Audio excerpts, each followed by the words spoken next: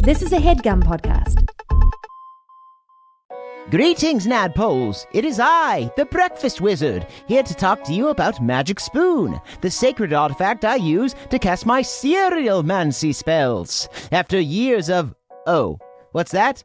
It turns out this is an ad for Magic Spoon the cereal, not my spellcasting focus. As such, I'm going to let Caldwell take over. Ta-ta! Hey gang, Caldwell here. Sorry about that. Real quick, here is what you need to know. Birthday cake flavor is back. That's right, this limited edition cereal was so popular that Magic Spoon brought it back, and now you can get it for yourself. For a limited time, Magic Spoon is offering a free box of birthday cake cereal with every purchase, including subscriptions. This cereal is normally $10, so this gift with purchase is a great deal. To take advantage of this offer, head to magicspoon.com/PawPawBDay to grab a custom bundle of cereal and get a free box of birthday cake and try the magic for yourself. Remember, this exclusive offer is only available to NADPOD listeners. So go to magicspoon.com/PawPawBDay to add a free box of birthday cake to any order. Magic Spoon is so confident in their product, it is backed with a 100% happiness guarantee. So if you don't like it for any reason, they will refund your money, no questions asked. Okay, the Breakfast Wizard is still loose in my house somewhere, so I have to go. Thanks for listening, and see you next time.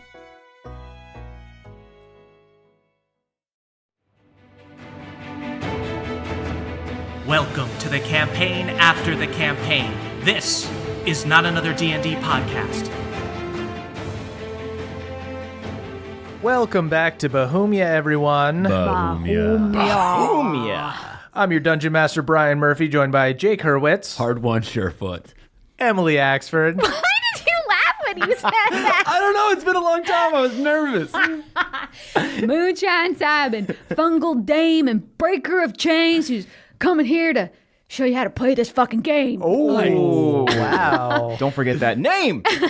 And, of course, Caldwell Tanner. Beverly Togold, the fifth, yippee skipping through several hurdles, currently sitting on top of a turtle. Oh, cute. It's not cute, it's sad. I'm Okay, I'm sad. How Thank can you. Sat on a turtle. It's really hard. I'm sitting here, the waves are crashing, the turtle is so big, you've got like a little rug set up on it. It's lovely. Would you say this is your own personal shell? Oh, that's good stuff, Hard one, man. Surefoot has just been killed. Jake is off the podcast. We all loved He that. died in his sleep. We all the celebrated night that Gladeholm got tired. Why did I of come all the grief. way to the studio for this? You can go back to New York. Thank you so much, Jake. Thank you. We've Killed had a off lot of screen. fun. 90 episodes. What a run. What a run. Farewell. We did it. If We did it, everyone. If I roll a 20 right now, you have to go one of our PCs off screen. I got a 6. Okay, phew. Thank God. Okay.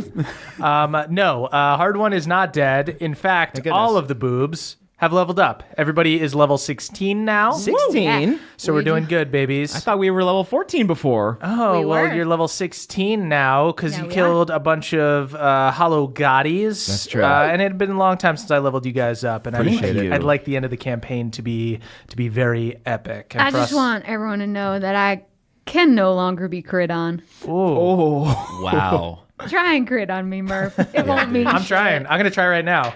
That's a nat 20. Did I crit? You didn't. Oh, okay. Somehow, That's a crit and a miss. Is that that's a fungal thing? That's a fungal form thing. I mean, you still would hit me. You just don't get to add extra damage. Right on. somehow the blade missed Moonshine and just embedded itself right in me, though. Yeah, That's weird. Beverly has died permanently. At least according to Unearthed Arcana, because we've used Unearthed Arcana for my Circle of Spores. I don't know what the Ravnica 14th level boost is. Right. UA, baby. We're sticking with UA. We've taken it this far. Don't add us at yourself. Yes. Oh yeah. If you want to add yourself to talk about Unearthed Arcana, we think that's fine. At my ass. Guys, let's do a little recap. So last time, you guys had just defeated Akarat's final Hollow Gotti when Theala took to the sky, removing all of the light from the world. You found out that after killing Pelor with the unwitting help of Bev and Erlin, she evolved to a greater god form. She congratulated the world on killing Akarat, but warned that there would always be evil in their hearts. She gave everyone one last chance to bend the knee and offer many people took her up on. Those people were were then killed in a flash of light, Theala promising to bring them back in her new world while the rest of you were punished. She promised that for 40 days the world would ache, and then sparked a great cataclysm. As she disappeared in a crack of lightning, you saw 4 wraiths atop horses staring down at you. Just a completely original creation by me. Way to go. Just 4 horsemen. Can I do an insight to know which horseman was looking at me? I mean, I know which color it was, but Yeah. like what type it was. You would need to ask somebody probably. I don't know if Moonshine would know Okay. off the top of her head. Then I will ask someone. You can ask me. I ask hard one. I think that was the beef horse. Oh no, I got beef coming after me. That's right. I got beef with beef. So Hard One, Moonshine, and Apple freed Gladeholm from the magical chains that bound it to Osmodia and teleported away, while Mavericks and Cobb saved some trapped dwarfins from the collapsing city of Irondeep with the help of Jaina Bronzebeard. Bev and Erlin escaped a collapsing cave in Smuggler's Bounty, only to be hit by a tidal wave and separated. As they drifted apart, they shouted over the sound of the waves and made their relationship official. Ooh, a fish, emphasis on fish because they were in the water. Oh yeah, they were everywhere, and they were all applauding with their tiny little fins. It was a fish goal. They're a fish goal. I have been fired from the podcast. Wow. Balnor's dead. Wow. Beverly's had a lot of time to think of funny T-shirts while he's been on the turtle, and that is definitely one of them. Unfortunately, Bev and Erlin were then attacked by the Wraith on the White Horse, who trapped Erlin in a yellow prison gem. Beverly attempted to intervene, but was rescued by the dragon turtle Laszlo, who advised him that getting kidnapped was not super helpful. Meanwhile, the rest of the boobs appeared with Gladeholm in the sky above the Irondeep Mountains, where they saw the wreckage of the fallen city below. You found comfort, however, in the sight of the SS Stormborn, flying towards the city with your friends Mavericks, Cobb, and Jaina aboard, as well as the sight of Beverly safely floating away on the dragon turtle, which you guys saw through a scry spell. And that is where we are now. So, guys, we are going to start with Bev, because Gladeholm is kind of chaos right now, and it's going to take you guys a second to get situated. You see other airships start arriving, one with Red and Egwene, one's with other refugees. The casters amongst your party do not have a lot of their higher level spells, so there's not much you can do for Bev in this moment. In fact, as you guys are kind of looking out over the destroyed city below, and you've just scryed on Bev, Lucanus speaks to you, Moonshine, and goes, if he's not in immediate danger, it might actually be in our interest to wait until he gets to land. It would be dangerous for us to teleport and be kind of guessing where he is. All right, Papa Luke. I'll follow your lead. We're still doing Luke, and we've evolved to Papa Luke. You got to keep evolving. If there's one thing I've learned, it's change is inevitable. Ride the wave, baby. Ride the wave, Luke.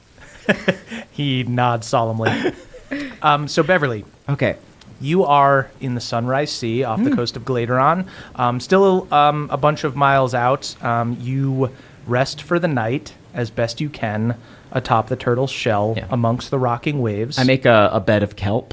You make a bed of kelp. You do your best to sleep. It is obviously quite rocky. There are still the aftershocks of Theala's cataclysm, and the weather patterns are crazy right now. It's not as bad as the tidal waves you were getting before, but there are still, massive waves. The winds are rapidly shifting in different directions. Every once in a while, you're woken up by the dragon turtle, like grabbing you in its maw and diving into a wave to kind of keep you going.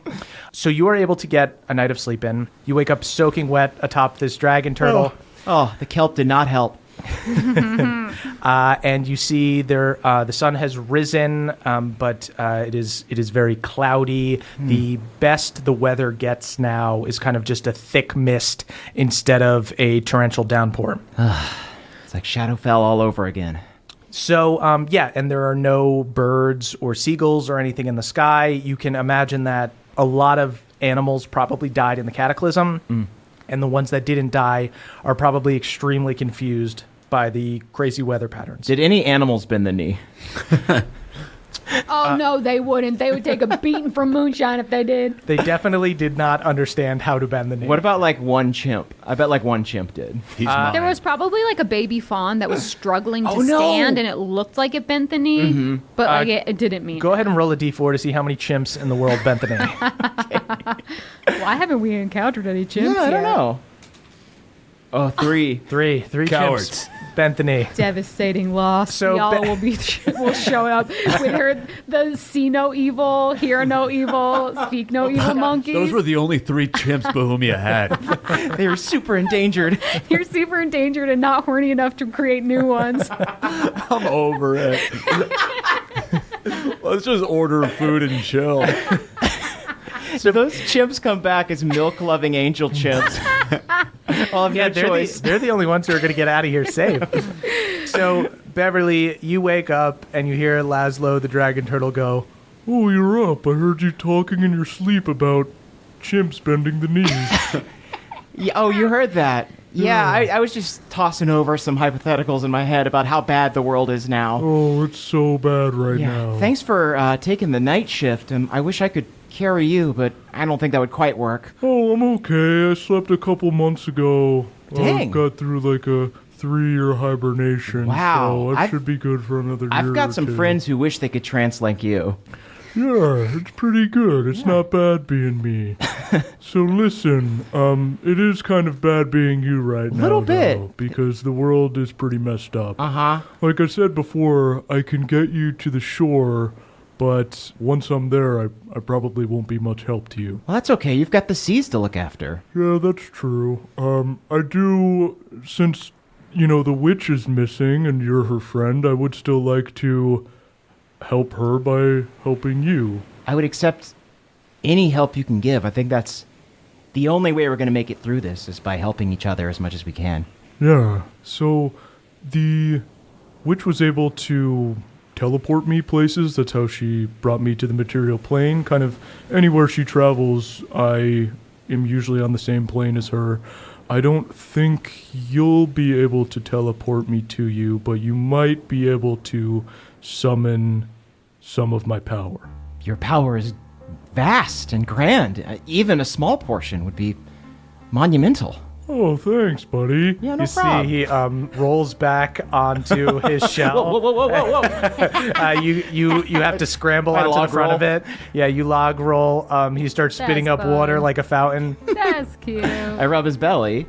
Oh, thanks there, Of buddy. course. Yeah, let me wax this bad boy for you. Thanks. I would appreciate it. I spit on it. Oh, okay, you're spitting on me. That's slightly. Last time you tried to do graffiti on me, if you remember, and now you're spitting Different on me. time. Okay, is the spit not good? You know what? I can actually I reach in my hair and it's super waxy. Arguably worse. You know what? Just spit on me. Just spit on me, kid. I'll try and find some fish oil or something. How about that? That sounds good. Look. Okay. Anyway, you can take a little bit of my blood, and you'd need to do a little ritual to bind us together. I think if you had a druid or something to help you, you could pretty easily do it. I don't think the witch would mind. I'm already bound to her, but I think I would be able to give some of my power to you. I would be honored to carry your power. Wonderful. Well, if everything goes right, there are 2 things that I can teach you. Something to hurt your enemies, and something to protect you and your friends. 2 things are better than 1. That's right. That's very early on in the Green Teen Handbook. It says that with no attribution to an author or any reference to how it would be useful, but it's just in there. Oh, I probably wrote that and somebody stole it from me, and we're just like... Miss it? Oh, really? Yeah. I bet that happens to you a lot. Yeah, it does. People think because I'm a turtle that they don't have to Right, cite you- me, and they can just take my tweets and whatnot. Ah, that really boils my feather. It's brutal.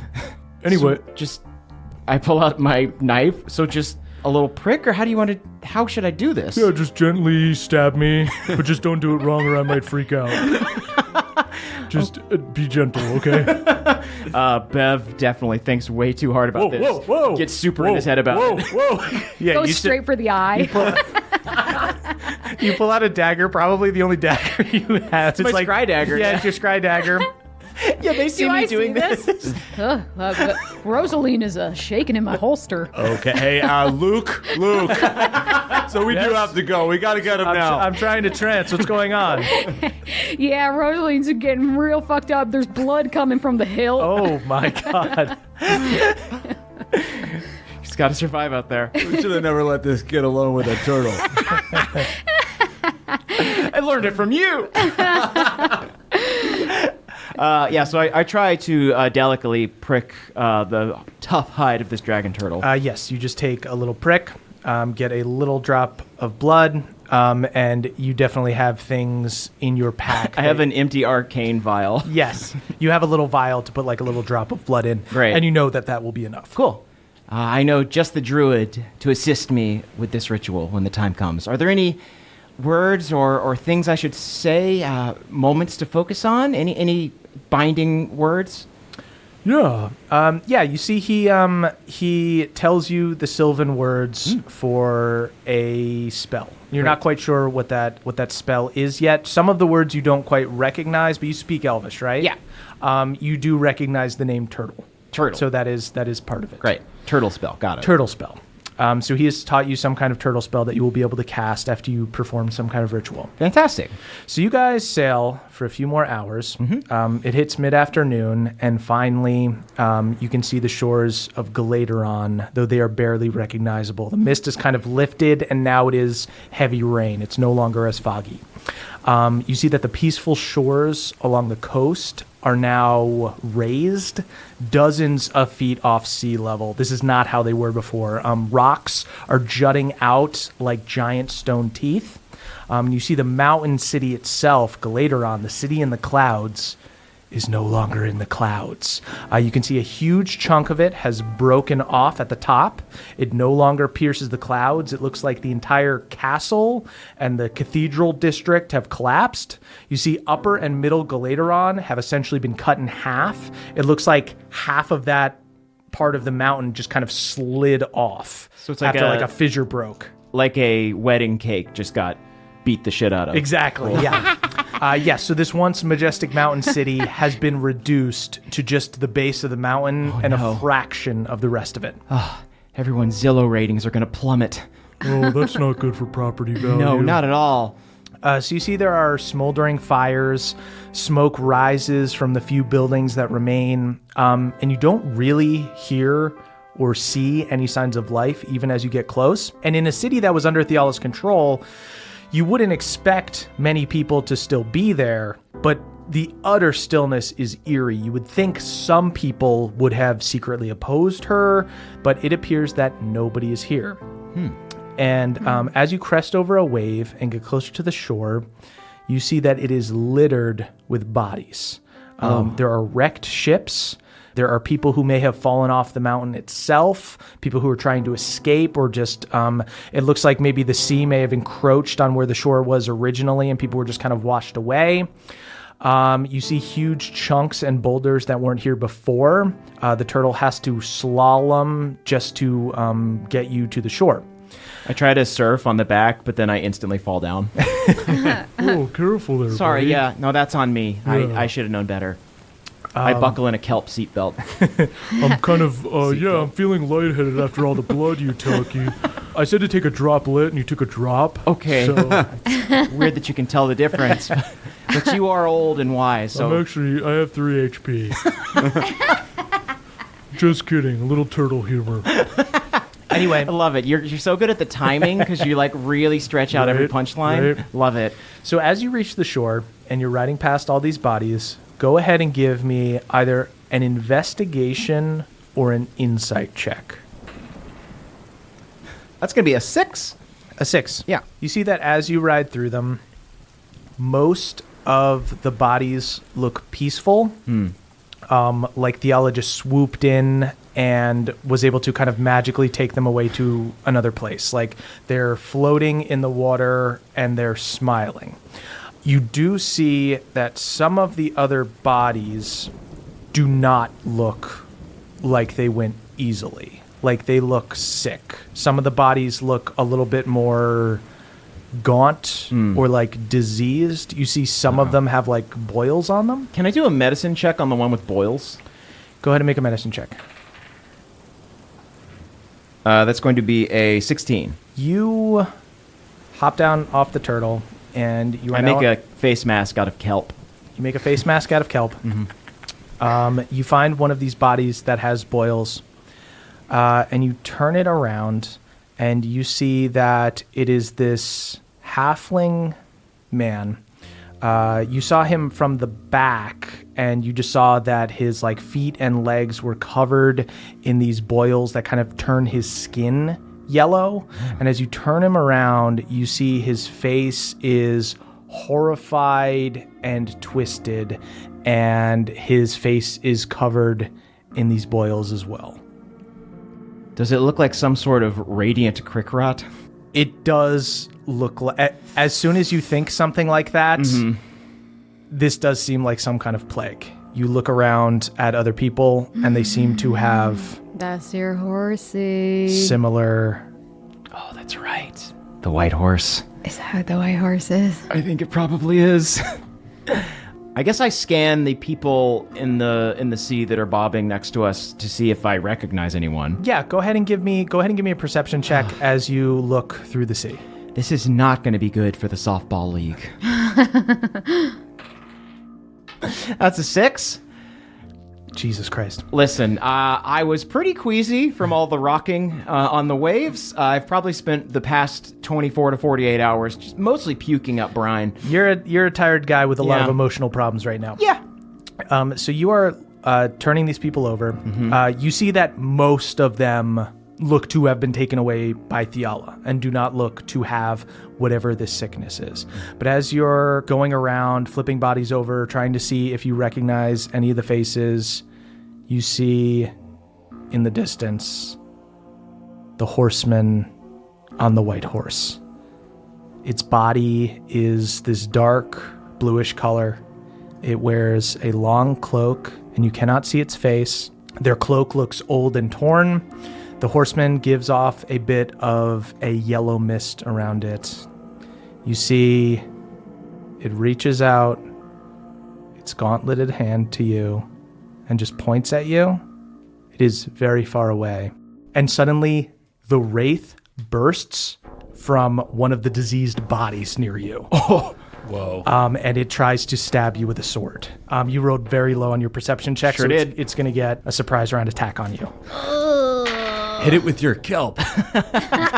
My God, a literal 1 and a 2. The wraith misses. Go ahead and roll initiative. I rip its arm off and beat it with it. 13. Sweet. It rolled another 2. Shout out to the 2 crew. So you may go first. You see this thing has a sword that came with it when it came out of the body, and it is trying to stab you. Is it still on the horse? It is still on the horse in the distance. Hey, come get your guy! This is your guy? Come get your guy. They're all my guys. You're my guy. I'm not your guy. You're my guy. Buddy, I'm not your guy, my friend. You're my guy. We are going to need to talk about that. I've already got a crew. I understand you're trying to roll deep, but no, sir, I will not. So this wraith that came out of the body is still there. Okay. Even though the guy is still on the horse. Gotcha. Oh, so he's So that's the one you multiplying. need to deal with. So you go first. Great. Yeah, let's go ahead and attack this dead body that maybe is someone I went to high school with. No, it is. The wraith came out of the body. It's like, think of a ghost possessing someone and then bursting out. Oh, it like tree stride. Exactly. It's got corpse stride? Exactly. Corpse stride. That's exactly. Ooh, Moonshine All right. needs to get corpse Yeah. stride. You know That what? is so my aesthetic. You know what? notes. Props on this maneuver. It's very sick, but I can't join your crew. I'm so sorry. You're going to have to really talk me up if you want me to join your crew. You're my guy. That's going to be an 18 to hit. An 18 hits. All right, cool. I don't got time to fuck around. Let's do a 4th level Divine Smite on this Jesus. friend. Buddy. Wow, fuck him up, man. You see the turtle is flapping, trying to get near to you. You just gotta get a little closer. There's a lot of bodies. I'm coming through. Get me over there, Laszlo. I'll be here in a minute. A lot of kelp, too. Oh, no. The kelp's weighing you down. I'm so sorry. I can't tell which one is you because you have a kelp mask on. You look like a wraith. I was supposed to be camouflage. It worked too well. 32 damage on the first hit. Sweet. That's all you need. Oh, great. So this wraith, this image of this wraith that bursts from the corpse and attempts to stab you with a sword is immediately dismissed as soon as you slash it and there's an explosion of radiant energy. You're not my guy. I am not your guy. You're my guy. I don't have to be your guy, but you're my guy. Okay, what are the criteria here? You see that after you kill the sort of wraith copy that just attacked you, it had attacked you with this long sword. Mm-hmm. You see that after you slash through the wraith, the sword drops and clangs on the ground near you, and you recognize it as being Erlin's like green teen sword that he used as a green teen. It's got like an inscription, like the green teen's creed on it. It's got a green hilt. It's got his name written on tape on the hilt. A memento Where for did you to remember him by. Where did you get this? You know where I got it from. Give him back. You see a little yellow light in his hand, and then he disappears. I want to pick it up. Like, I go to reach for it, but then I think again, and I want to use my divine sense to try and make sure that it's not cursed in some way. Go ahead and give me an insight or investigation check with advantage. That's going to be a 15 on insight. With a 15, you don't sense anything wrong with the sword, but when you think, oh, this might be cursed, you think, why would this creature leave this behind? Yeah. He's luring me. In Gladeholm, you guys have gotten your rest in. It is the next day. Moonshine, you scry on Beverly, and you see Yeah. that he has reached the shore. Okay, Bev's reached the shore. You want to head to Gladeron? Damn. God, I feel like I transferred 12 hours. You yeah. Actually 13. Was it 13? That's a record. It's crazier. Actually, no, There's- it's a record of how short it was compared to what you usually do. We're all helping build shelters for refugees and stuff, and you were just snoring super loud. Hey, thanks, Balnor. Is there any Heroes piece left? Or Yeah, I'll whip us up a hero's feast. So how would you like to get to him? I think you probably need another. You might need like Lucanus to get you Yeah, I there. was gonna say I might just be like, "Hey, Lucanus, like, just you want to just teleport us there so we can." who the hell's Lucanus? Pardon me, Luke. Hey, Right. Luke. Yes, we're doing that. Yes, your buddy Luke can take you there. I can take you to Galateron. Yeah, that'd be great. So you're able to scry on Bev. Lucanus puts his hand on your shoulder, gets a sense, gets a feel for what the landscape is like there, and then teleports all of you guys to Galateron. You guys see Beverly on the shore with this dragon turtle, corpses everywhere. Hey! Oh my gosh, hey! Bev, over here. It's Moonshine. I'm standing on top of 3 corpses. Hi. No, not those 3 corpses. These 3 corpses. Hey, y'all remember Laszlo? Hey, it's good to see you, yeah. everybody. Didn't see you in all that kelp. It's a lovely mask. Yeah, I'm working my way over. We were attacked by a wraith. I Yeah. was trying to help. Did you know you can knit kelp? No. Yeah, it's pretty resilient. I did not. and that's what that cross stitch is made of. Yeah. Yeah, I made him like a little hat, some gloves, because the water gets pretty cold, you know. So I did some flipper gloves, if you will. You see, I noticed you're not wearing them.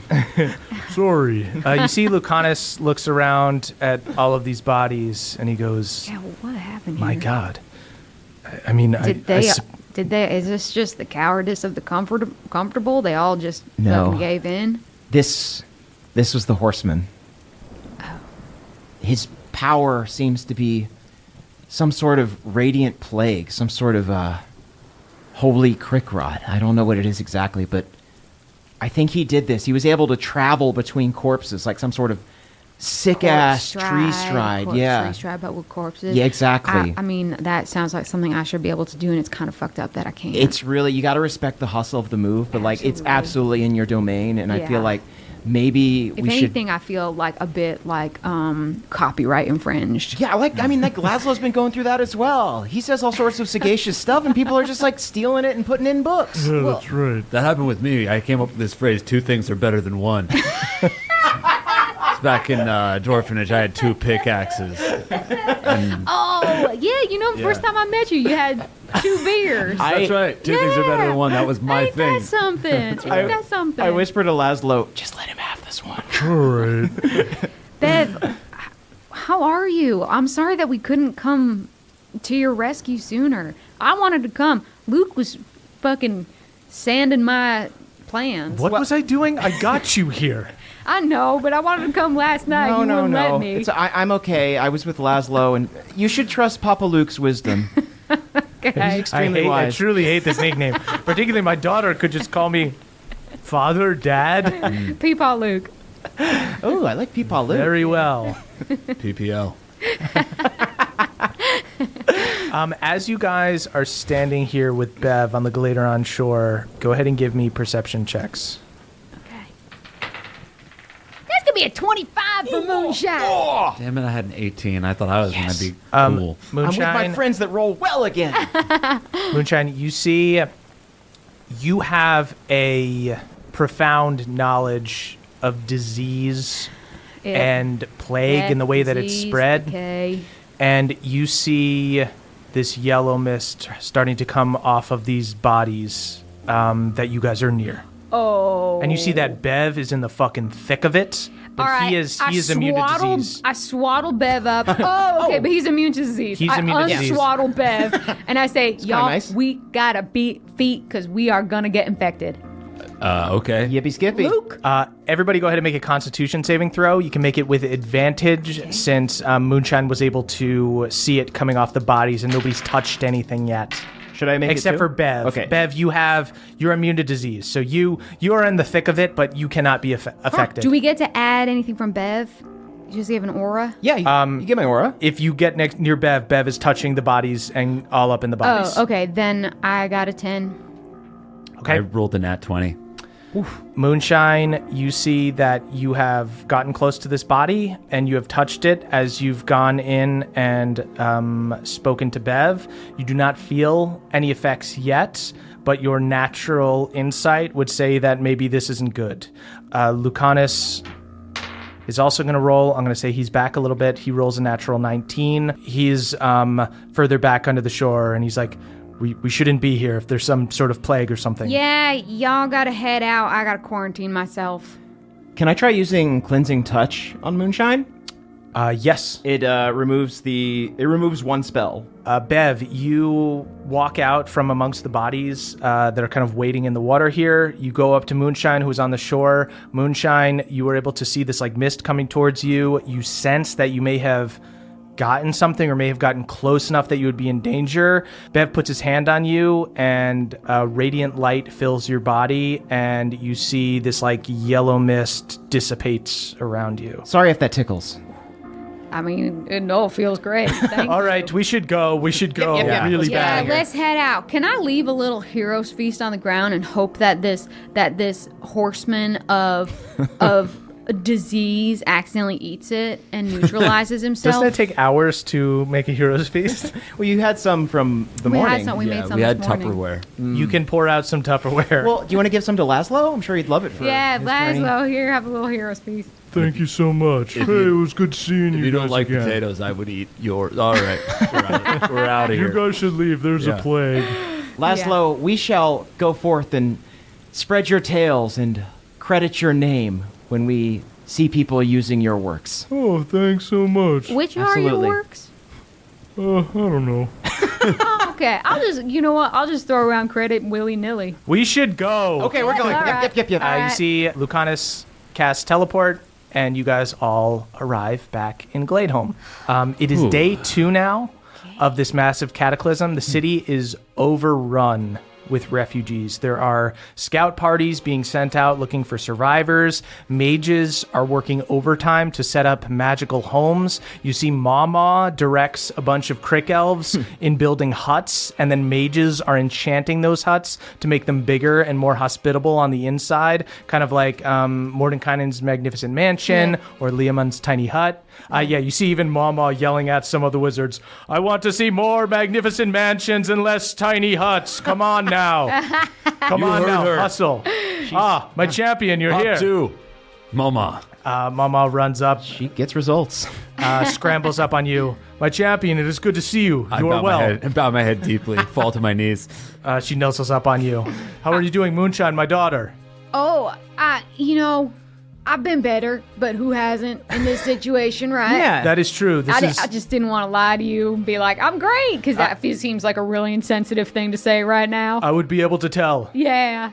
and I would have thought less of you for it. But I didn't know I'm that glad your you're still praise was truthful. so fickle. All right, then. Yeah, it's like they say, like, normally you're not supposed to judge someone else because you know what they're going through, but, like, now I know exactly what everyone's going I know through. what everyone's going through. We're all Yeah, living it. We're all living it. You guys also see Cooter is nearby helping set up huts, and he looks super buff now. Damn.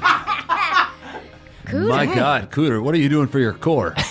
Oh, just fighting a Tarrasque and stuff. After hanging out with you guys, man, I feel like building huts is easy. If I had to rate your abs, I'd say they're like level 6 or 7 abs at the Yeah, least. I'm kind of curious. What's your take on what level your abs are? They're level 6 abs, I would say. Dang. They are, aren't they? Yeah, that's right. They're peeking out a little bit, but I still got a little bit of a gut.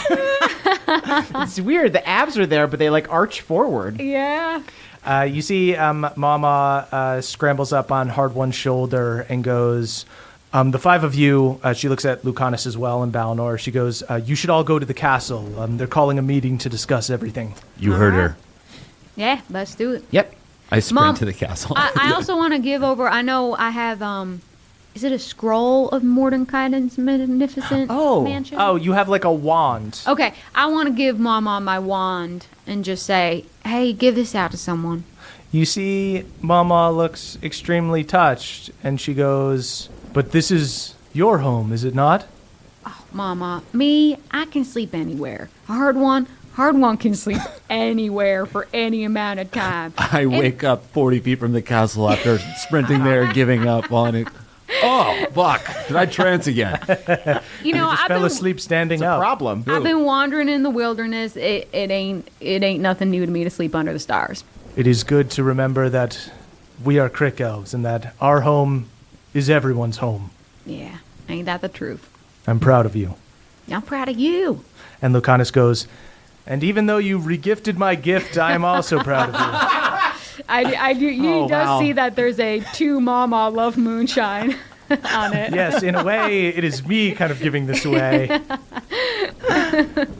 And yeah, you see Mama looks up at Lucanus and goes, you're a mage, why are you not around turning up magnificent mansions? And he goes, well, I assumed that I would need to go to the castle. Get to building mansions. Oh, no. And Lucanus goes, all right, I'll catch up with the rest of you later. Of course. Yeah, that's good. Lucanus goes around and starts helping build shelters for people. Cool.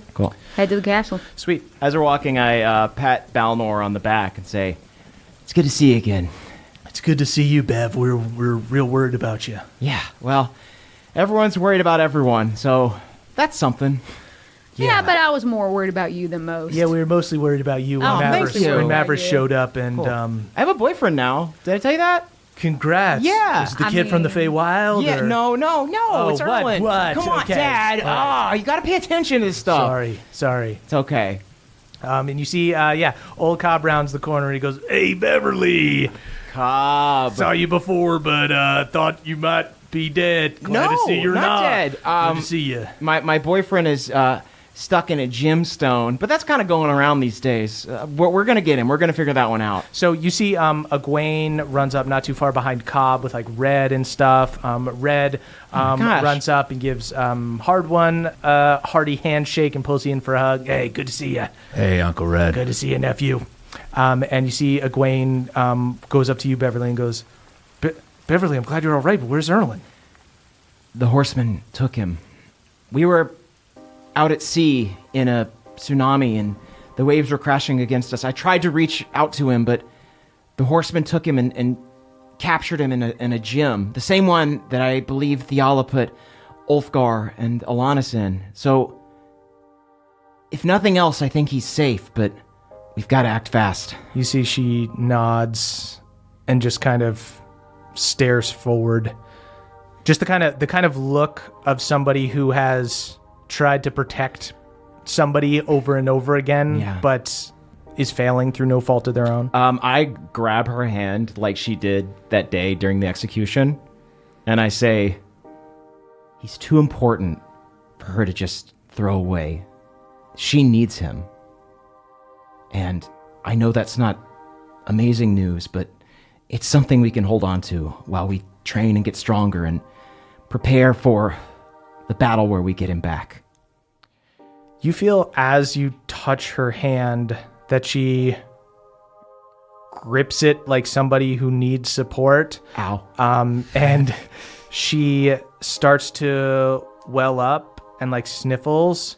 And then she throws her hand away and she goes, yeah, I know. We're going to save him. Duh.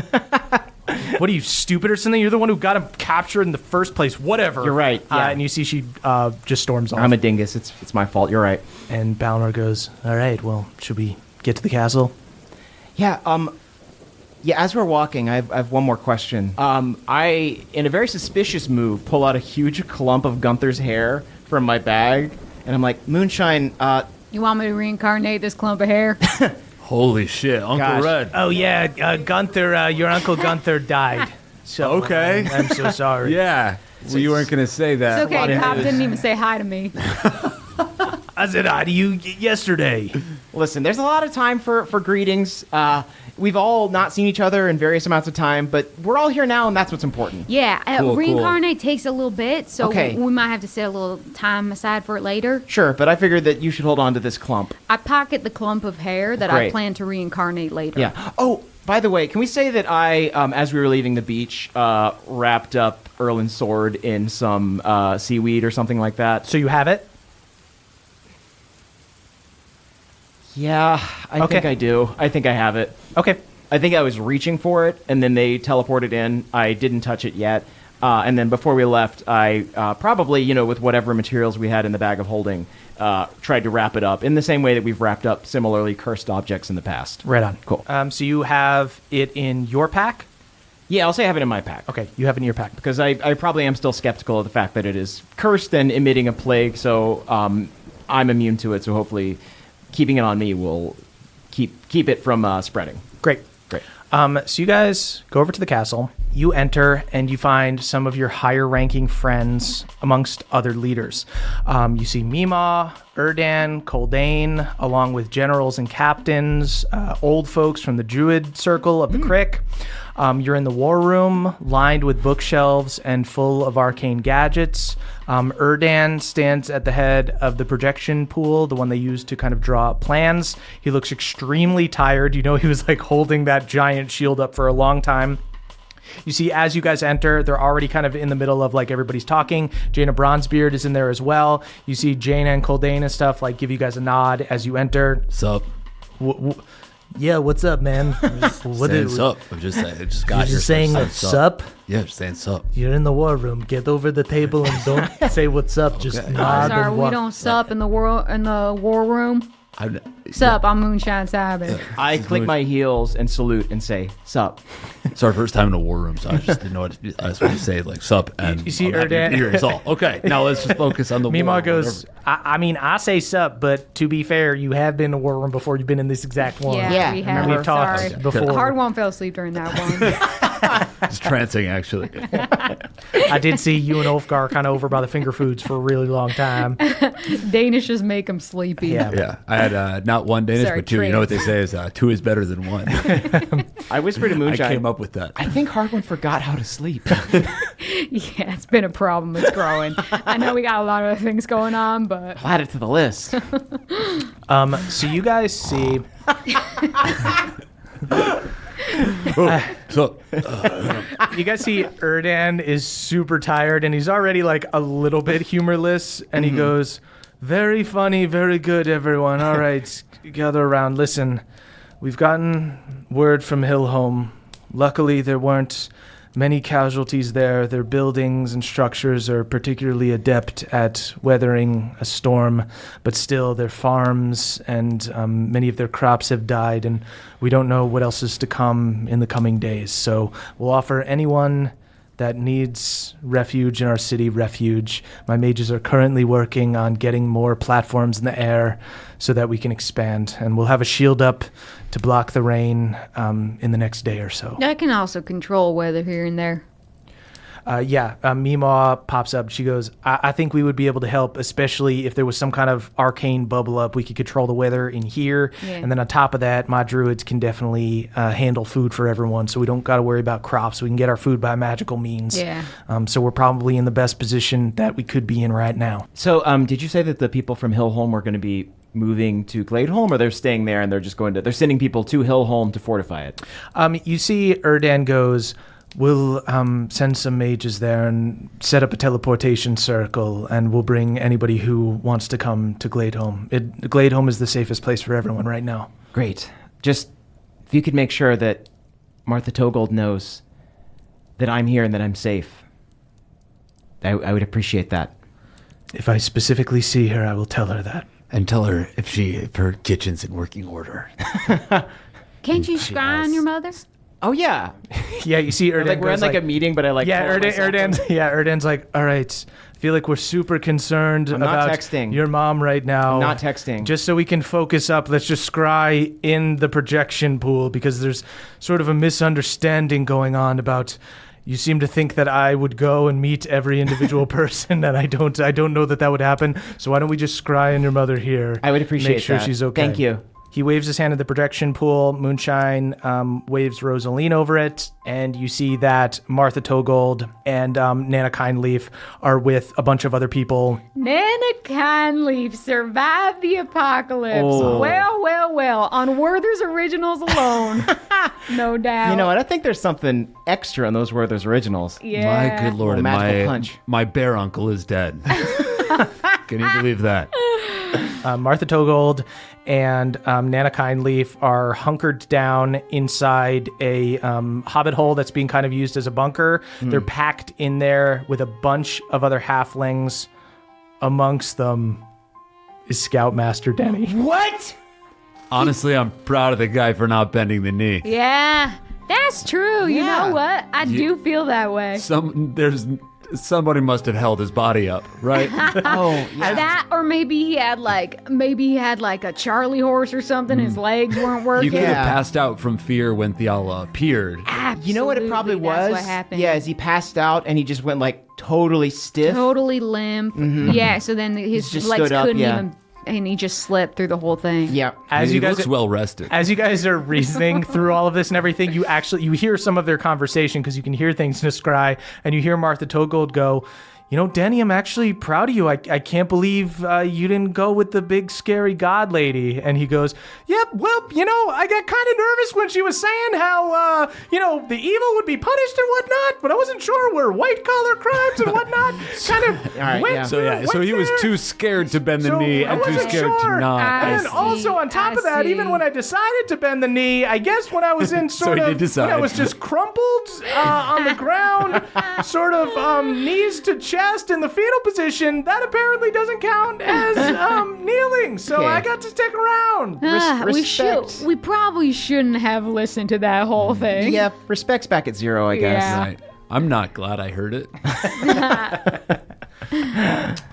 So everybody starts talking about kind of the different areas of the world. You know that Hillham wasn't hit as hard as other places, but they're still going to let the halflings up there. You also hear from Coldane that the great wall of Frostwind fell during the cataclysm, and that there were other giant tribes and stuff in the area, so they are using this opportunity to attack, and that the frost dwarves up there, the ones who survived, are in a lot of trouble. So What happened to the rift during all this? you hear Erdan goes, it tore open more, but Theala targeted the Feywild as well as the material plane. So Because of that rift? I can't be sure. I see. Hey, don't worry about it. She would have gotten there one way or another. Yeah. You did the right thing. Well, we'll find out. Hey, there's a lot more right things to do. I know. Yeah. Erdan offers to set up teleportation circles in Frostwind to try to get more people out. You see Jaina chimes in as they're talking about the dwarves and stuff, and she goes, unfortunately, I don't think there's really any way to help Iron Deep. I fear we've saved everyone there is to save, and King Meganus is still missing. He sent me to retrieve an airship to try to save as many people as possible, but the last I saw him, he was heading out of the mountains and back into the city of Iron Deep. I think he wanted to help as many people as he could. I think he felt he'd be a coward if he fled while this city still stood. But that means that he may be lost, and his king's hammer with it. Jenny, if even if he's dead, we've got to find him. We have to bring him back and bury him with his people. I don't know if now's the time to be sentimental, hard one. But you see Coldane puts his hand on your shoulder and he goes, on the other hand, that king's hammer should not fall into the wrong hands. Oh, that's true. Okay, so it seems like we got a guy or a hammer to find. Two things are better than one. Always said that. Everyone's insanely quiet. I whisper, copyright Laszlo. What was that? Hey, I always wanted to go back to Iron Deep. I didn't really want to go back to it as rubble, but if someone's got to find this hammer, I wanna volunteer and help. You see Jaina nods and she goes, Hardon, believe me, there's nothing I'd want more than to bury our king properly, to find the prized weapon of the dwarves. I just feel like we're being selfish. And you see Meemaw pipes up and she goes, we've got 39 days until Theala comes back.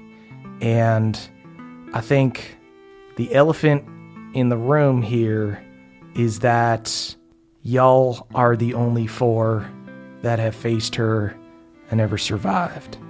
So getting that king's hammer is actually a priority because we need y'all to be as strong as possible. Yeah, I was kind of getting that impression. It seems like we've got a decent arcane and magical infrastructure here, and the thing that needs to be tended to the most seems to be Theala. You see Meemaw nods and she smiles and she goes, Moonshine, if we can keep the people of the world from killing each other and going hungry, do you think you could handle a little thing like a rogue god? Well, as long as she don't have 3 hearts, I think we'll be fine. You see, she lets out a big laugh. She goes, that's my girl, that's my girl. She doesn't have 3 hearts, right? You don't know that? You see Erdan goes, no, I think it's just the 2. Okay, all right. Let's just keep an eye. Keep your hearts locked down, I guess. If you know any gods, give them a phone call. And you see Jaina kind of smiles and nods, and she goes, well, if I get to do the selfish thing and the right thing, 2 things are better than 1. I always said that, Looks baby. a hard one. Let's go home. Jaina. I whisper, Yeah. copyright Laszlo. Copyright who? Hard one, right? Yeah, that's what I said. And you see, as you guys are kind of discussing that you will be the ones to fight Theala, which was kind of like the unspoken thing as you guys were walking in. Erdan goes, I don't want to put any of you in this position, but you do have the best chance. If there is anything we can give to you, Moonshine, by all means, keep the thinking cap for now. Yeah, for now, yeah, I can keep borrowing it. That's fine with me. You hear Dioana in your head, Moonshine goes, There is no borrowing the Northial, Then what am Queen I of doing? Elves. Okay, then Dioana, what am I doing? Am I stealing it? Erdan goes, who are you speaking to? Excuse me, you're being rude. You're interrupting. I'm so sorry. Dioana, Yes, I'm just borrowing this thing, okay? there is no borrowing. It's just like, you ever lent someone a book and they end up just keeping it for a while? Hard one. I think she's sleep-talking, trancing. I am a seer. I was asleep also. So yes, thank you, Erdan. I will borrow it a bit longer and it will find its way back to its home. Its Glade home. All right, well, we're going to get to work on rebuilding and maintaining society. I think there's going to be a rise in nihilism as a bunch of people think the world is about to end. So we'll also need Right. to figure out ways to keep everyone safe. Like a robust theater review, probably. The arts have to thrive at a time like Yeah, Exactly, yeah. I think what we want to do is a series of making sure people are well fed, but also robust arts grants. I would say like a lot of food and a lot of farce would be my Food and farce. Yeah, my retinue. You see, Meemaw goes, I'll make sure that Old Cobb goes on a on a comedy tour.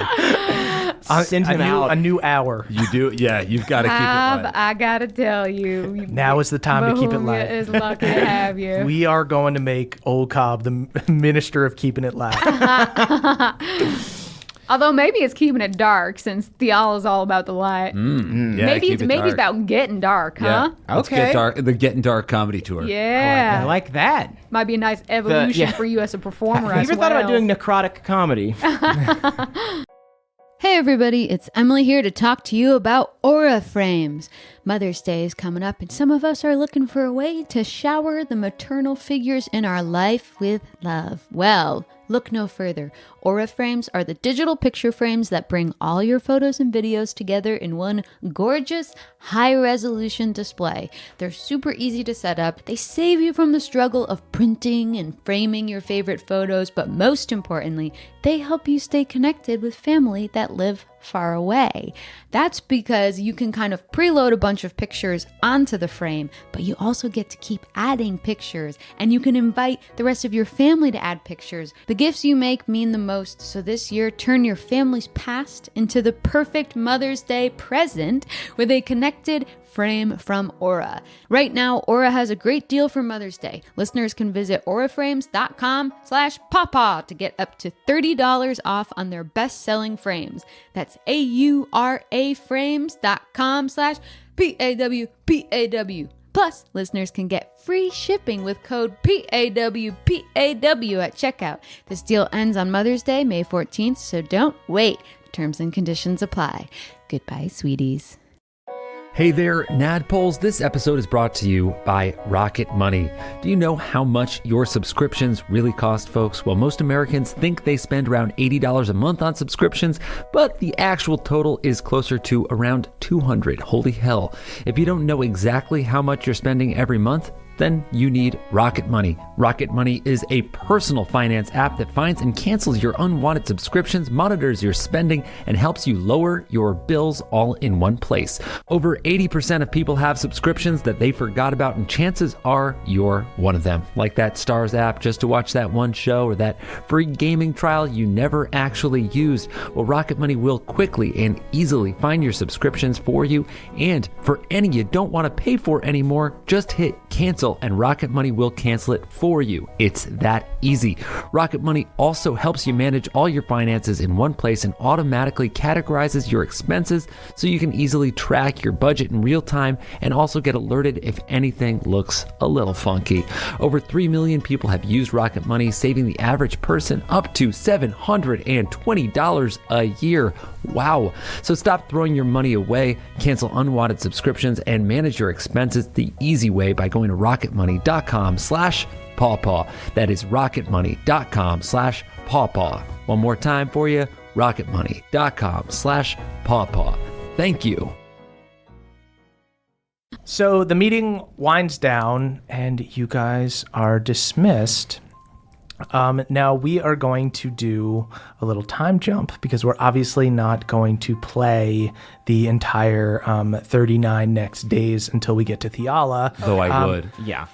We're going to do some training, some meeting with people, some tying up loose ends. Hard One has agreed to help Jaina and the dwarves. The misadventures of Hard One and Jaina. Looking for the King's Montage Hammer. time. So is there anything that you guys want to do that day? And then we'll start cutting to the things that you guys are doing. I mean, I can reincarnate Gunther. Yeah. Okay, sweet. Yeah. Don't worry, Red. He might come back even prettier than he was before. All right. I don't know if that's possible.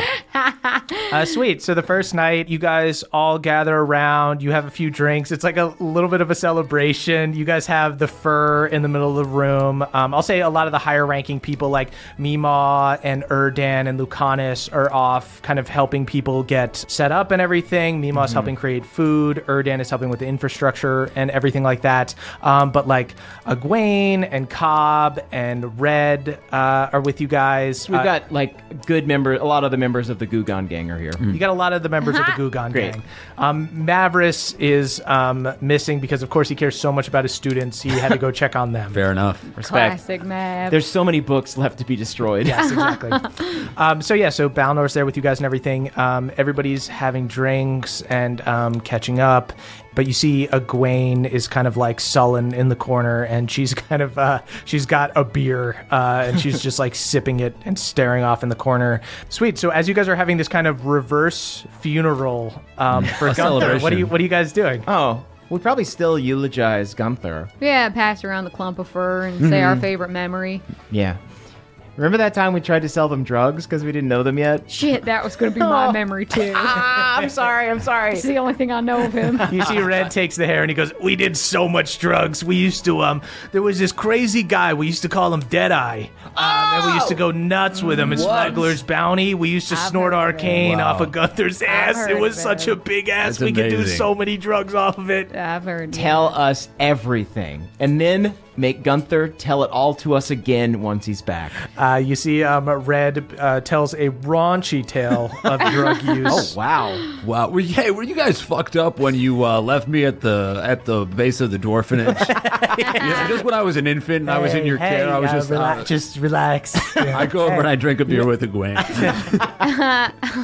Yeah, hard one. You go over with Egwene, and she goes, having fun at the party? You having fun nursing that beer, loser? I shotgun him. You see, Is it like a tankard of ale and you like punch a hole in the side of the cup? Punch a hole through a stone tankard. what the hell are you doing? I pass out. You collapse. Egwene walks off.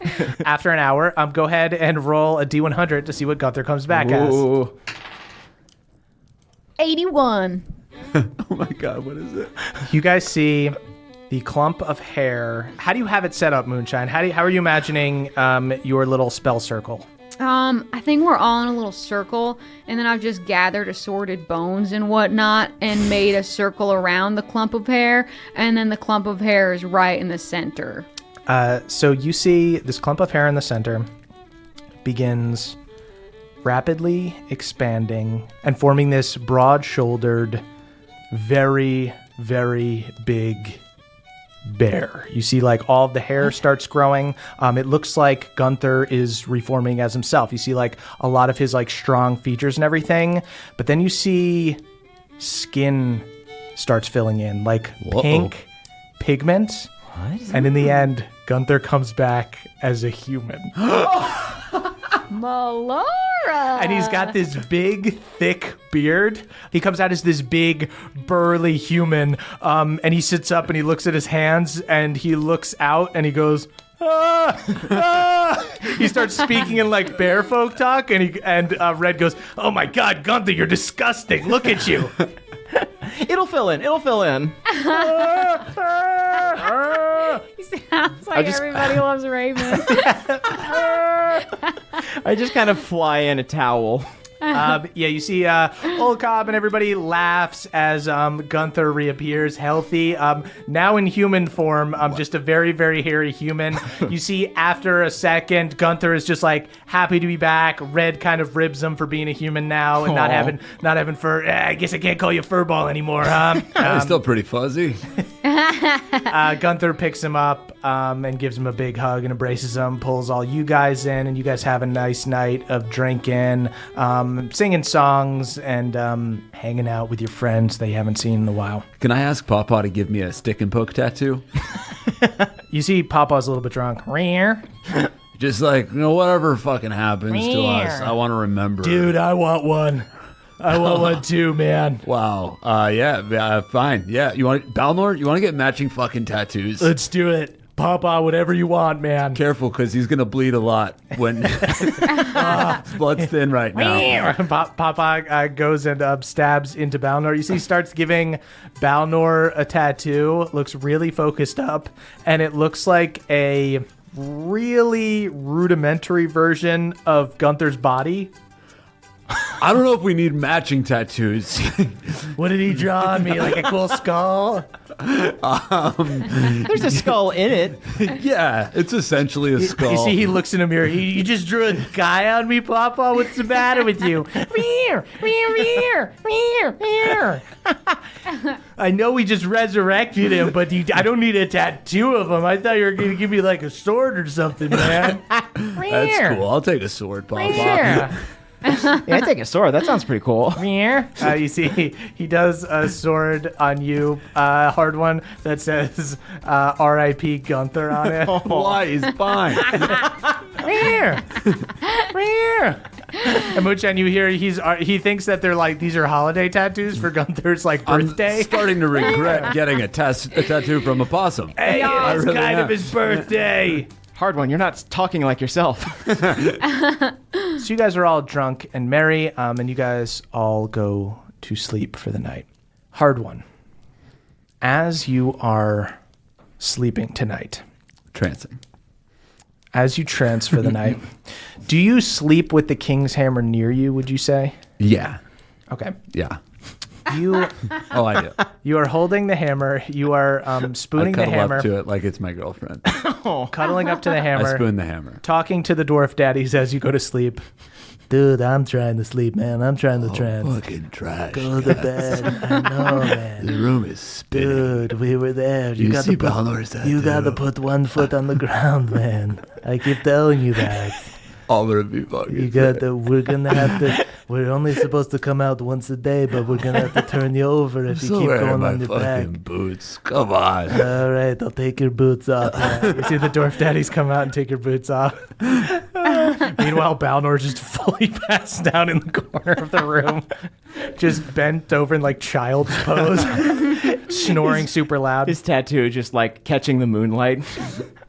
But hard one. As you fall asleep, clutching the king's hammer, you have a dream. It feels real, though. It feels like a vision. Hard one. You close your eyes, and you have a vision of King Grimthor Maganus rushing into the crumbling city of Irondeep with a few knights at his side. The pillars at the entryway of the city are collapsing. You see dwarves are fleeing, but he's running the other way. He's running in. He and his knights set to lifting people out of rubble, freeing people wherever they can. You see a nearby tunnel that you know leads to a neighborhood has collapsed, and there are dwarves stuck behind it, and him and a bunch of other people start pulling rocks down, and those guys are able to start crawling through the wreckage and get out and start running through the entrance. And then you see a giant fissure cracks in the ground. You know the way Irondeep is set up, essentially that there are descending rings of neighborhoods that go down the mountain. Mm-hmm. And what you're seeing here is the entire top ring breaking, essentially.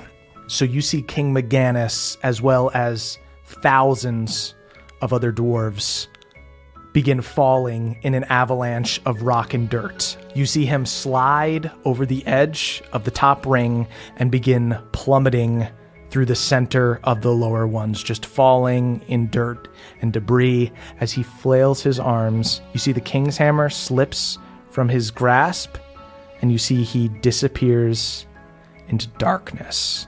Go ahead and give me a perception check or an insight check as this happens. It's a 23. Jesus. You see that as he's falling back, it doesn't just look like he's falling into darkness and that there's no lights down there and he's falling into an area that's dark. It looks like he's being like swallowed by darkness. You wake up the next day. Oh, God damn it. My head hurts. Oh, man. Hi. Did I sleep the whole night in child's pose? My back is destroyed. Yeah, Jesus. I thought yoga was supposed to help you. You took your boots off. You couldn't help me, man. Last night I thought that too was a lot smaller, but it is. Yeah. God, it takes up your full lower back, dude. I'm destroyed.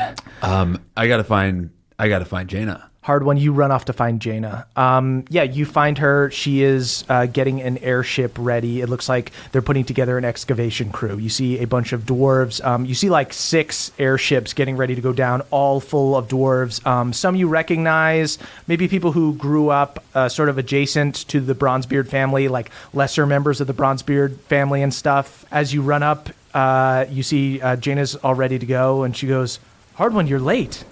Am I? I got a little. Was there a thing last night? No. There was a reincarnation. It's not really like a party. It was just like an intimate gathering. It wasn't anything. It wasn't anything big. Right. Cool. Yeah. No, we're good. Hey, look, Jaina, I had, I guess, more than a dream, like a vision. Like I saw what happened to McGannis. You saw what happened to him? Yeah. He was swallowed by darkness. Do you want to interpret that for me? I'll have her go ahead and do an insight check.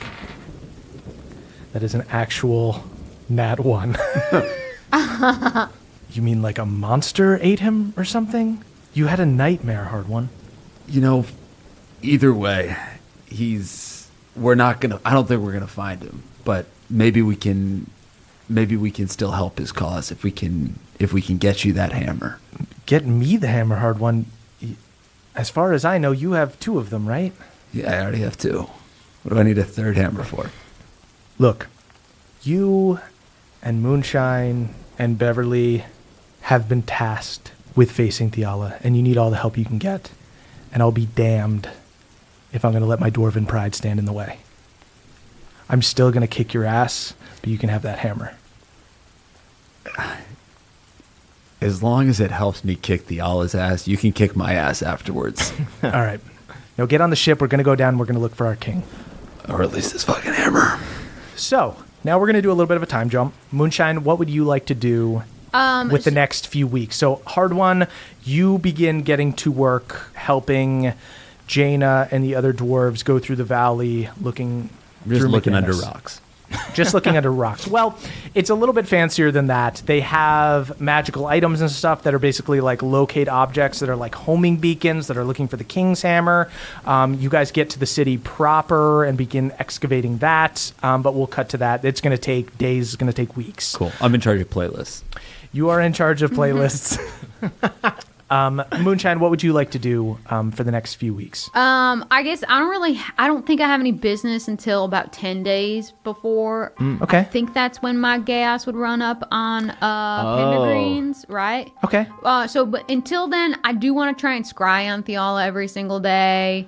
I want to ask some people about like what kind of weaknesses Theala might have, if Pelor had any weaknesses, since she has his heart now, if Pelor had any weaknesses she might have inherited, if she's weak to darkness, if she's weak to undead, or so you're trying to do research. You're looking trying to through do some like research. I'm reading the book Lucanus gave me. I'm reading books. I'm kind of just trying to do that stuff until just about 10 days before. Sweet. I'll say you spend a lot of time in libraries. Wow. Go ahead. Books. I'm going to say go ahead and we'll say give me history checks with advantage. 21. Erdan is able to take you to like a restricted section of the library. Wow. And he really talks. I've never known you were so interested in all of this arcane research. I'll be honest, this is not how I hoped to spend my end of days here, but this is what I need to do. So this is where I am. So you see... Luckily, I learned how to read. I think it's overrated, but...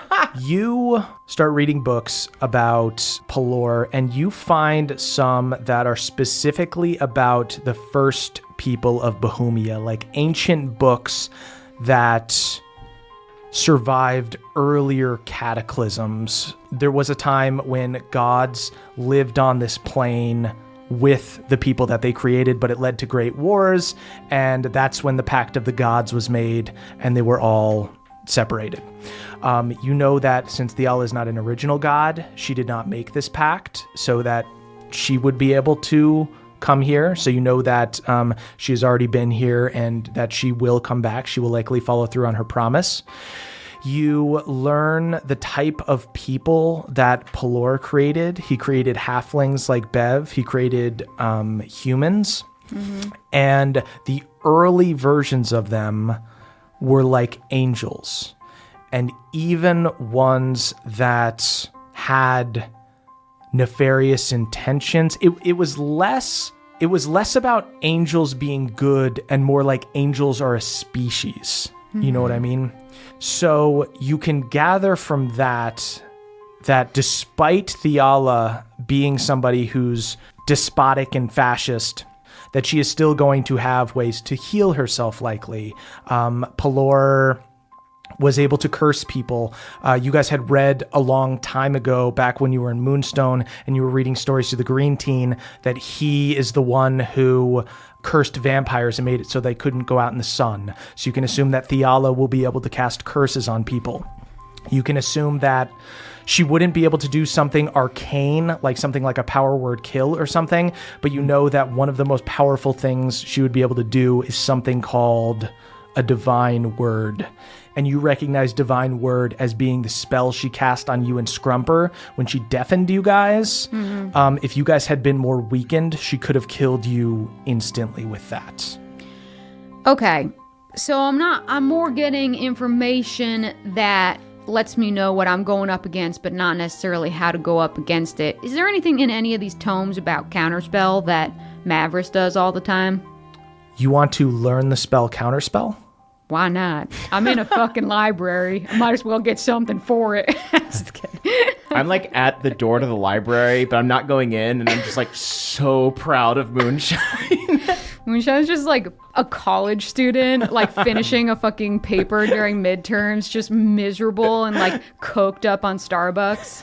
Hard One's out there turning over a giant boulder, being at least I'm not fucking reading. TM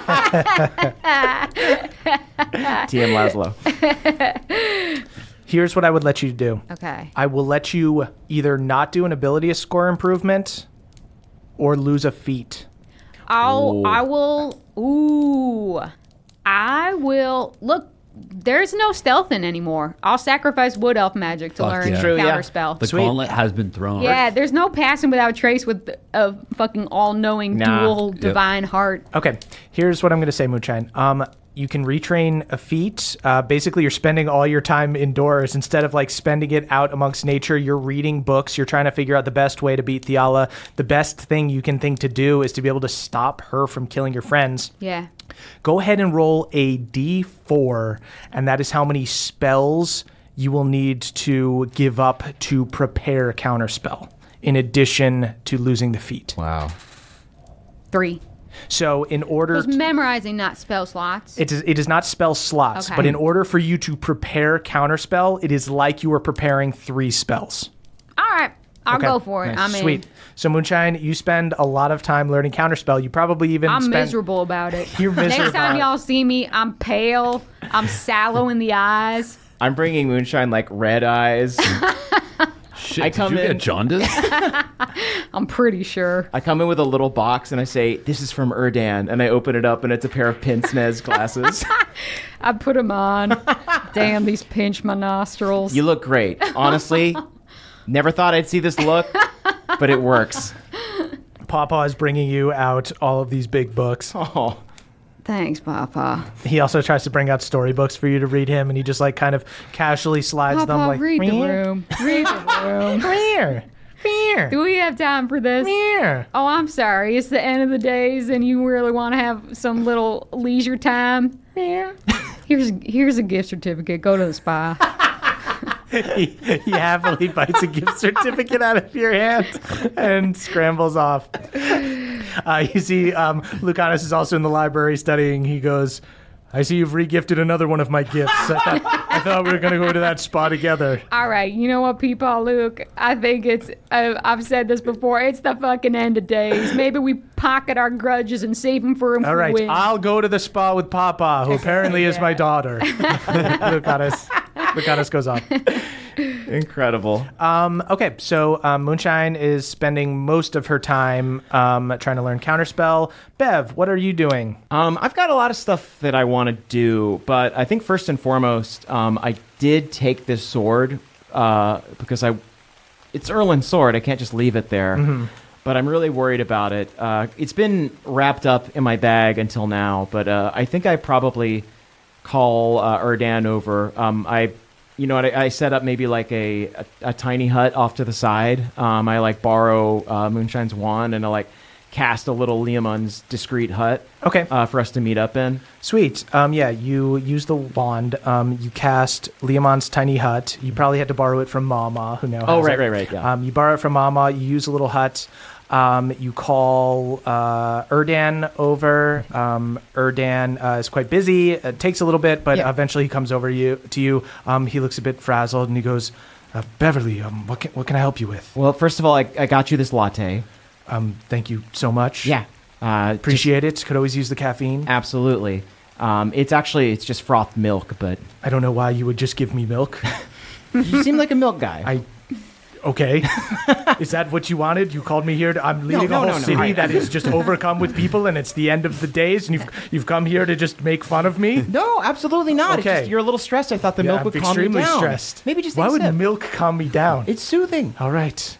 What do you want, Beverly? Okay, all right. So we were at the beach in Galateron, and I saw the horseman on the white horse. Okay, so I'm going to assume that you guys have kind of filled in Erdan and all those other people about these wraiths that you guys saw. Yeah.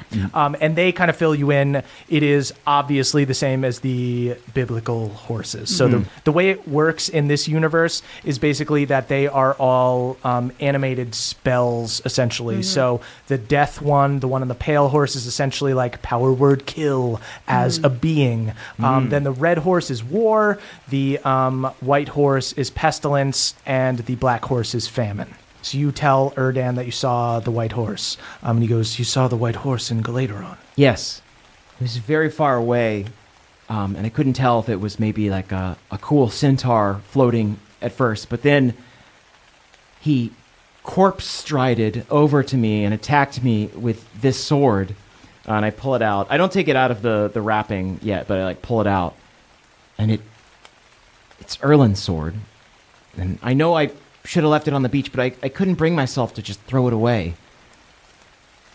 The embodiment of pestilence left a sword, and you brought it to a city full of refugees, and you see Erdan just passes out instantly. And you can't tell if he fainted or if it's something with the sword, but he's just gone. Go ahead and roll initiative. Okay. Initiative. All right. 8. 8. Erdan got a 6, so you go first. Okay.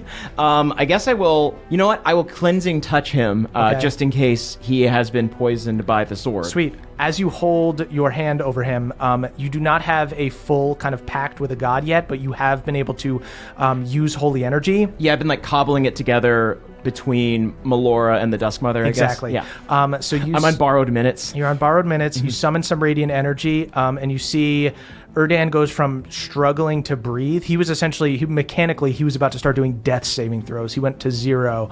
And you see he starts breathing normally, but he's still knocked the fuck out. And this is the first person who's been near the sword outside of it being inside of 3 bags. Okay. I guess if I've got time, I touch hands him as well to stabilize him. Okay. Yeah, you bring him up to a few HP, and he goes, have you shown that sword to anyone else? No one.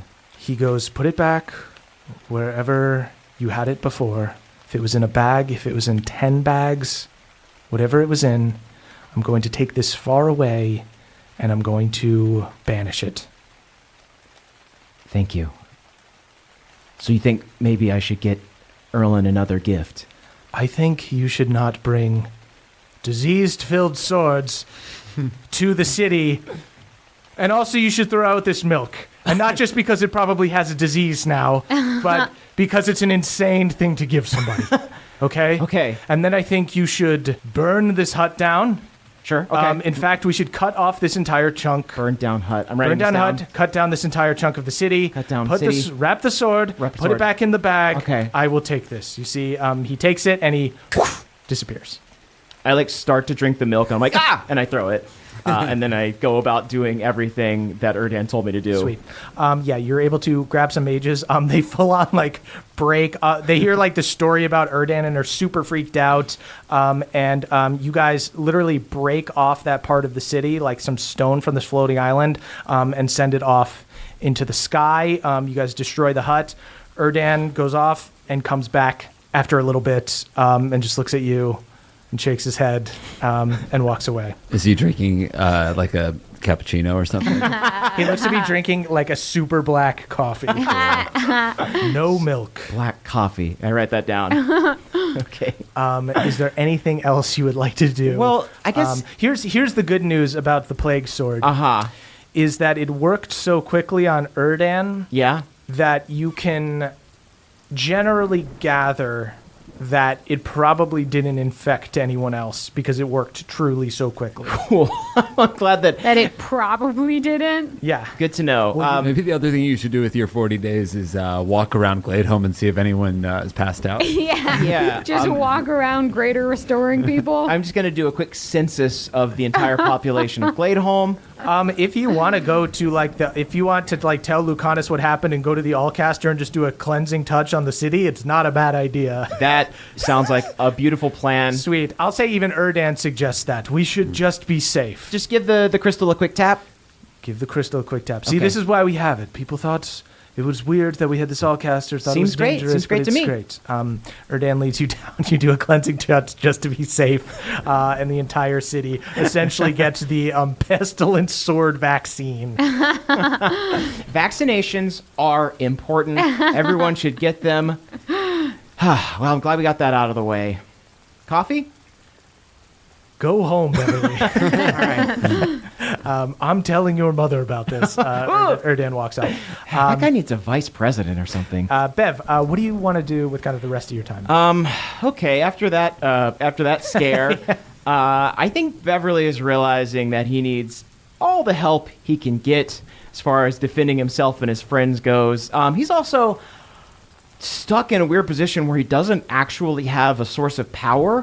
He's just kind of leaning on other deities and whatever source of power he can muster for a spell. So he needs to get a solution to that. So I think he gets he gets another coffee and heads over to the library with a proposition for moonshine. Sweet.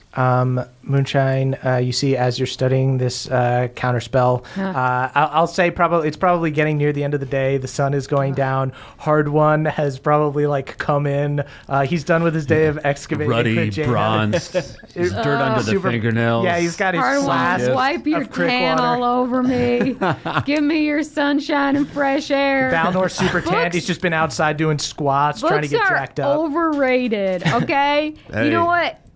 I don't know if it's that. Maybe it's just that everyone who writes a book is kind of a jerk. Well, the author of Ulfgar Goes Punch got it right, and I feel like why do you have to write another book after that? When you start out reading, they're all so sweet and nice, but the more complicated and intricate they get, the more biased and heavy-handed they get. It's true, yeah. History is written by the winners. Copyright Laszlo. I got you this coffee. It's a red eye. I put just a little bit of mud at the bottom for you. Thank you so much. Mud in your mud? Yeah, I thought you might like that. Thank you so much. Thank you, yeah. Hard One, this is just a beer that I just put some coffee beans in the bottom of. Okay. The barista gives me a lot of weird looks when I go over there. You're inventing your own shit. Just trying stuff out. We got 30 days to really figure ourselves out in addition to how we're going to defeat Theala. But speaking of that, Moonshine, how would you like to get out of the library for a bit? Help me out with a ritual. Desperately. Ritual? That sounds like something we could do out in the open nature. You're grabbing my hand really hard. Follow me! Get me away from these books! So yeah, Moonshine, if you want to help Bev out with a ritual, I will say, you're able to take him to the water garden outside of Gladeholm Castle. You see that the weather here now, after a few days, I'll say at this point it's been probably less than a week. I'll say, Moonshine, it's going to take you more time of studying to get Counterspell, but you are well on your way to learning it. Okay. So are you guys having anybody else there or anything? It has only been a few days so far. Yeah, if there's any other druids, I would love to get Mima in on it, Mama as well. I guess, whoever is around, we can get kind of a party line going. Sweet. Yeah. Hey. Oh, God, Moonshine. Don't look at me. It's the sun. Don't it's look so at me. bright off of your skin. Look, the coolest thing about me right now is my Morpheus pince nez. Don't comment on her sweatpants. Cool. Yeah. So we're at the water garden. Sweet. Yeah. So you guys all gather around at the water garden. You guys see that the weather here is actually under control. You guys have like a protective bubble up over the city. Not unlike Esri, so the rain is not constantly pouring down. The druids have also been able to do some work to part the clouds and have a little sunlight coming through. Meemaw and the rest of the druids have been able to like add some greenery here with their druidic powers. You see 2 trees magically extend their branches and grow green leaves, creating an arc around you guys. I feel like in this moment, I'm surrounded by all these druids and people, and I'm kind of feeling the emptiness of the lack of Pelor even more than I normally do. And I turn to Moonshine, and I'm like, I don't know if I can even do this anymore. What do you mean? You've still got your connection to the earth. Hard One's got the Queen's hammer and the King's hammer. I don't have anything. I have no power I can draw forth anymore. Well, I mean, Bev, my relationship with Melora is not like some special thing. I know that you and Pelor have sort of a special thing, but literally anyone can connect to Melora. Really? Yeah. I mean, like, you don't even really have to pledge yourself to her. Melora doesn't really give you powers as much as she helps you find the powers that are already in you. Maybe that's what I need. Yeah. She is not the kind of deity you work with in an exclusive or jealous way. I mean, she's also hurting right now. So, I mean, she'll help you out. Okay. And if at the end of it, you're back with Pelor, no skin off her back. Okay, so she doesn't have exclusivity carved into her contracts? No, she does not. That's great. Sounds awesome. Yeah. I guess I've just been thinking about what Deadeye said all that time ago about relying more on myself and those around me and less on the divine and those out of our reach. I don't know if I'm speaking outside my bounds right now, but like, my relationship with my deity, you have always had a father figure. You have always had people that are the authority to you. But when you work with Melora, like I said, she's not giving you powers. You merely go searching for her inside yourself, and you open some door to try and find her, and then all these powers that were inside of you come spilling out. You're the daddy now. So what you're saying is that I need to be my own dad. Yeah. Maybe Akarat was on to something. Yeah. In that way. Yeah, and vests. That's he was true. also on to vests. Yeah, you can't knock Onto that. something with vests. It's true. Balnor is looking really stylish. Yeah, thanks. You could put a shirt on under the vest, though, I think. No, it'll hide the tattoo. Did the tattoo move? I started to like the tattoo. I think Papa did a fine work on the coloring. Oh, I see. I see you filled it in, and now it kind of looks like colored you. it in. Yeah, that's cool. Yeah, look at the we lines. changed it. They're yeah, clean. he added a vest. So, Wait, is the vest a tattoo? no, the vest is a little vest I've pinned to my tattoo, and it honestly hurts a lot. I'm kind of just trying to stay through it. Don't do that. I'm kind of trying to not make a scene right now because we're kind of about to do a ritual. Yeah. But that's why also, like, us druids will, we'll make a nice scene for you, but this ritual, it's, especially with Melora, anything you do, it's deeply personal. I know you come from a religion that's really hierarchical and has ceremonies that go the same way for every single acolyte, but this is just a different ball game. I think I need something a little more personal. I think you do too. But also something a little more detached. I think I need both in equal measure. I think I need something within and then something surrounding. I think I need that equilibrium, if you know what I mean. Yeah. Y'all want to do some witch shit? Let's do some Let's witch do some shit. witch shit. Yes, I'm not in the library. Give me that turtle blood. Ooh. Yeah, that's right. It's your ritual, but we are going to all smear that blood all over us. Oh, Natch, of course. Yeah, I guess I rip off my shirt, I guess. As is custom.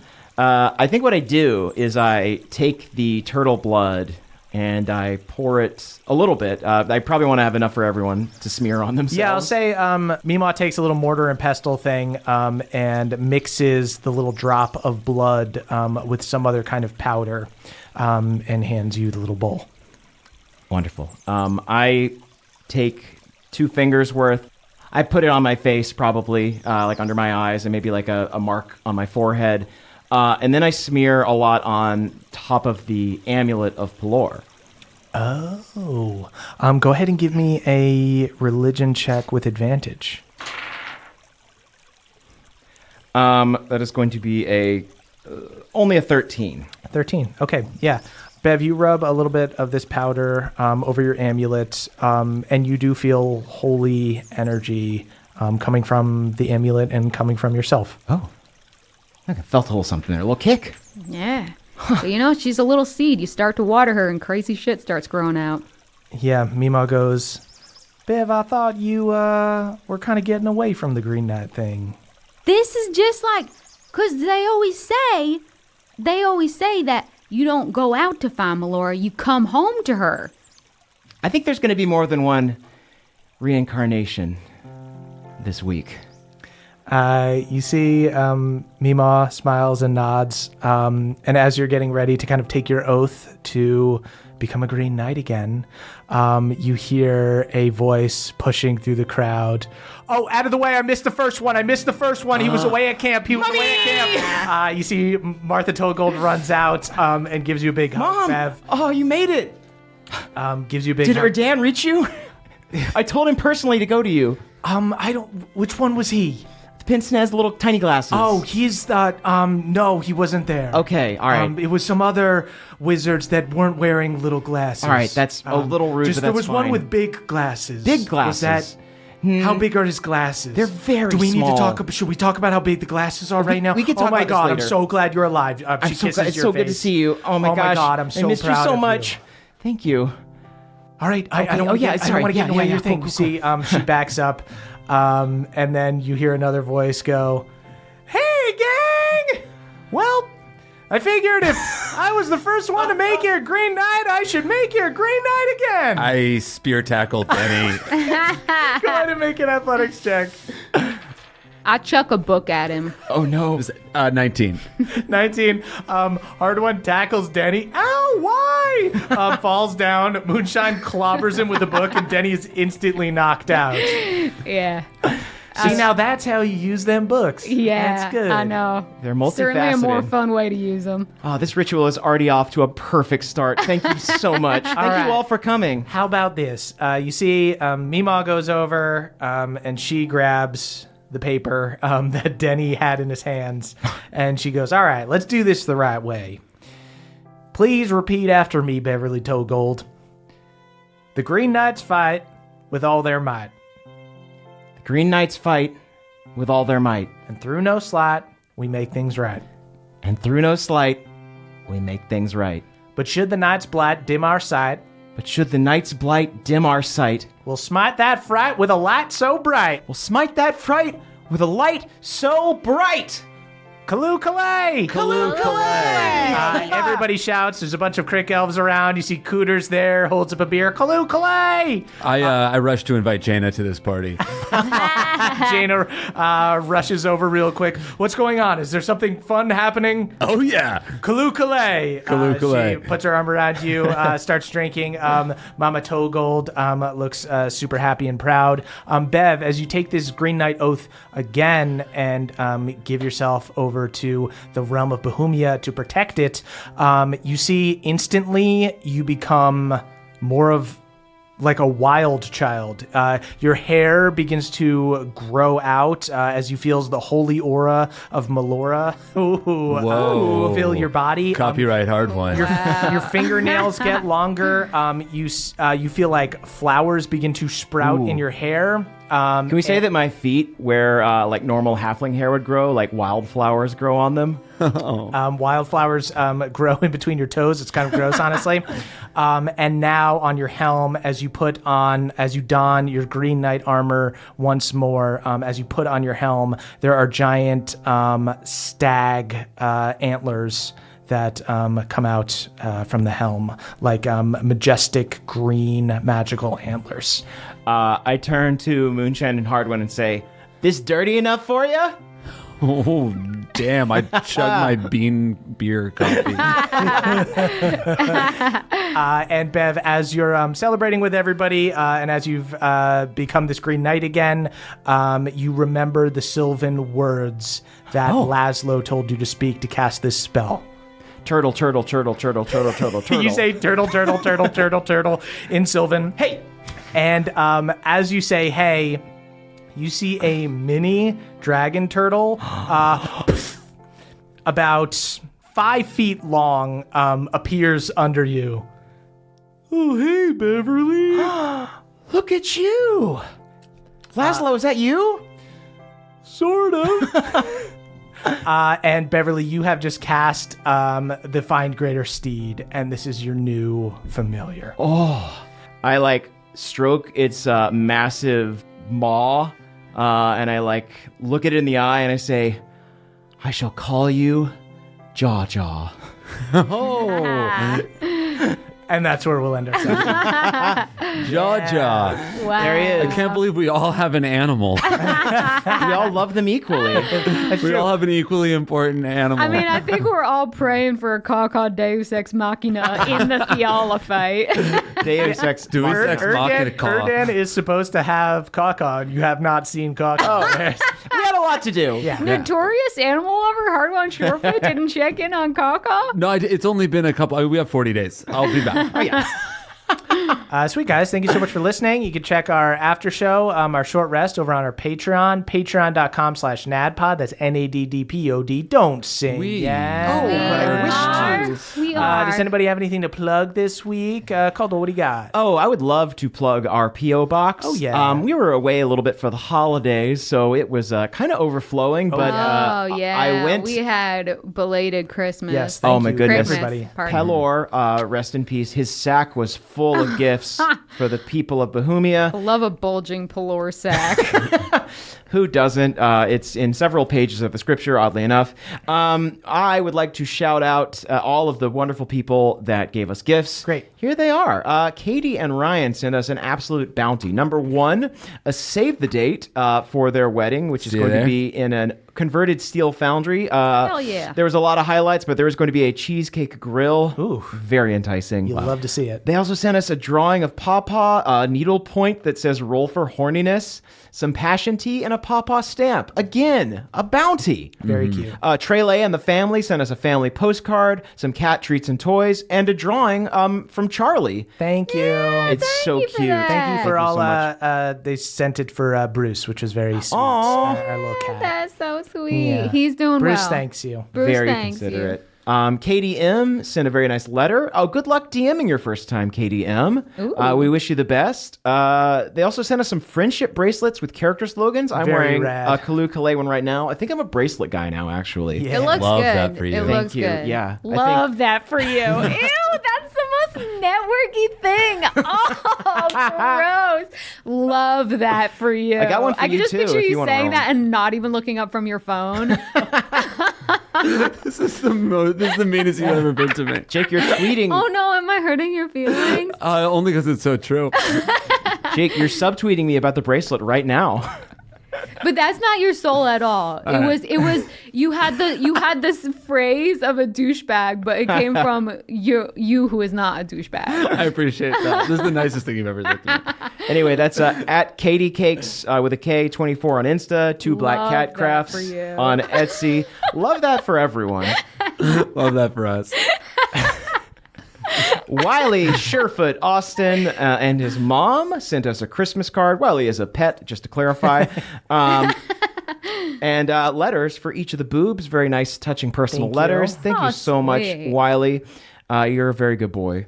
Deborah W. sent us a song they wrote called Terry No Longer, based on a song that Beverly performed. Thank you. It's the full extended version. Maybe I will do a full studio recording if I can get the funding for it. Wedding, actually. Yeah. I've got a closet that I write music in. It's not a studio, but it is a closet. Can we fit a full children's choir in the closet? Not no, legally. not at all. Okay. Yeah, not legally. Well, we're going to need to work on that. I am a logistics guy. I love that for you. Love that for you. Deborah also sent hand-painted postcards with notes for each of the boobs. Lincoln L, age 11, sent us a very nice note and wanted some DM tips from you and me. And Emily as well now. Oh. None are spared. Lincoln, as long as your friends are having fun, you're doing a good job. Goodness, so don't compare yourself to anybody. Right. Just make sure everybody's having fun. Engage all your players. Learn about their backstories first. Have them send you a little something or talk to them before you all play, so that you can make it fun for them and fun for you. Oh, I'm just realizing that Lincoln, if I imagine you're playing with friends from school, and if you are, you can like bring them over to a little extra separate area of the playground, and you can have like one-on-one conferences with all your players. Oh, that's so good. You've got so much time that you could just like chill and talk about your game. You can take them to school dinners. Oh yeah, there can be. About that. Oh man, you and your crew can sit together at lunch and like talk about the campaign. Oh, it's perfect. Also, get your mom to make some snacks. Cute. Miley and Tanner, great name, sent us a save the date for their wedding in Dallas. So that's We're gonna have two to do. save the dates. We're gonna do a wedding See you tour. there. Wedding tour. Wedding tour. Unfortunately, we are going to be doing a multi-city tour, but if you're not invited to the wedding, you cannot come. So we are going to have to sell merch at your wedding also. Just to make ends meet. Right. Got to subsidize those flags. Yeah. I mean, you'll get an ad. You'll get an ad gratis gift, but everyone else will have to pay. We got a postcard from the House with Two Porches, aka Emmy, Sarah, Aaron, Esther, and Big Mama. Big Mama is their beautiful cat, I believe. This is great. Their postcard has a picture of them wearing matching sweaters, and on the matching sweater is a picture of them wearing last year's sweater. I'm also pretty sure that this postcard said that one of them was super drunk and almost got kicked out of our Boston show. Yeah. Respect. Which is very funny. Yeah. The Hard One Surefoot Award. We also got, a Christmas card from Corey, Sydney, and Bo. Thank you so much. A lot of Christmas cards. Sorry, I'm talking about them in February. Brian C.H. sent us a card with a drawing of a warg, some Garbage Pail Kid stickers, a bunch of nice letters. Thank you so much for all of your gifts, Brian C.H. And last but not least, Michael, Crystal, and Millie sent us a Christmas card and a nice note. Merry Christmas to all of you. A belated Merry Christmas. Belated Christmas. Indeed. We got Hugo here to sing us out. We have more people to thank. We got a big haul, but we don't want to take up too much time at the end of the episode here. We will thank more people next week.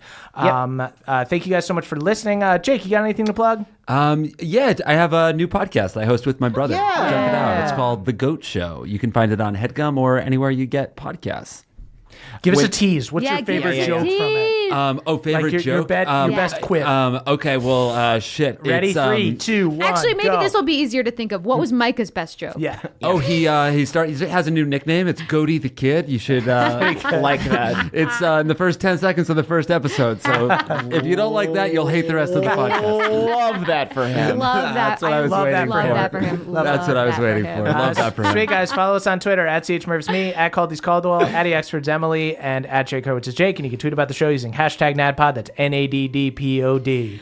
We are the youth of the nation. We are the youth of the nation.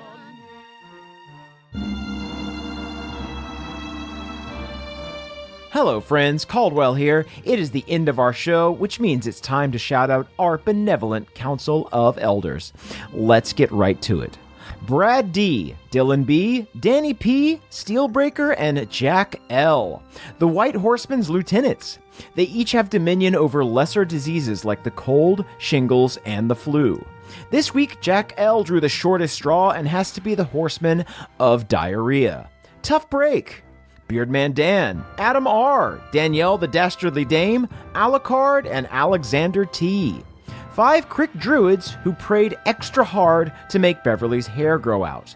Now our boy can rock a ponytail. It looks awful, but it makes him so happy. And so, kind druids, we thank you from the depths of our hearts. Haldor Frostback, Jordan DJ, Jeffrey S., Cutter W., and Andrew M. Balnor's squad of trainers.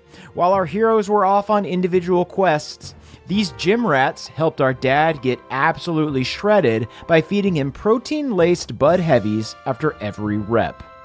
God bless you all. Schubert the Mushroom, Elena C., mixologist Michael McD., and Balnor's boy. Gladeholm University librarians who have sworn an oath of vengeance against Moonshine for using the dog ear method to save her place in various irreplaceable tomes. Yikes. Justin I., Jacob C., Elena M., and Dana G. 4 huge eagles that spend their days doing favors for a local Bohemian wizard. Most people think they do it because they respect the wizard's mission, but the truth is the wizard has pictures of each of them cheating on their significant others. Blackmail truly is the most powerful spell of all.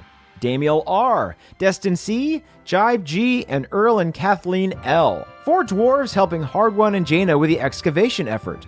They actually already found the King's Hammer, but decided to put it back so that Hardwon can find it because, and I quote, "The dude needs a win."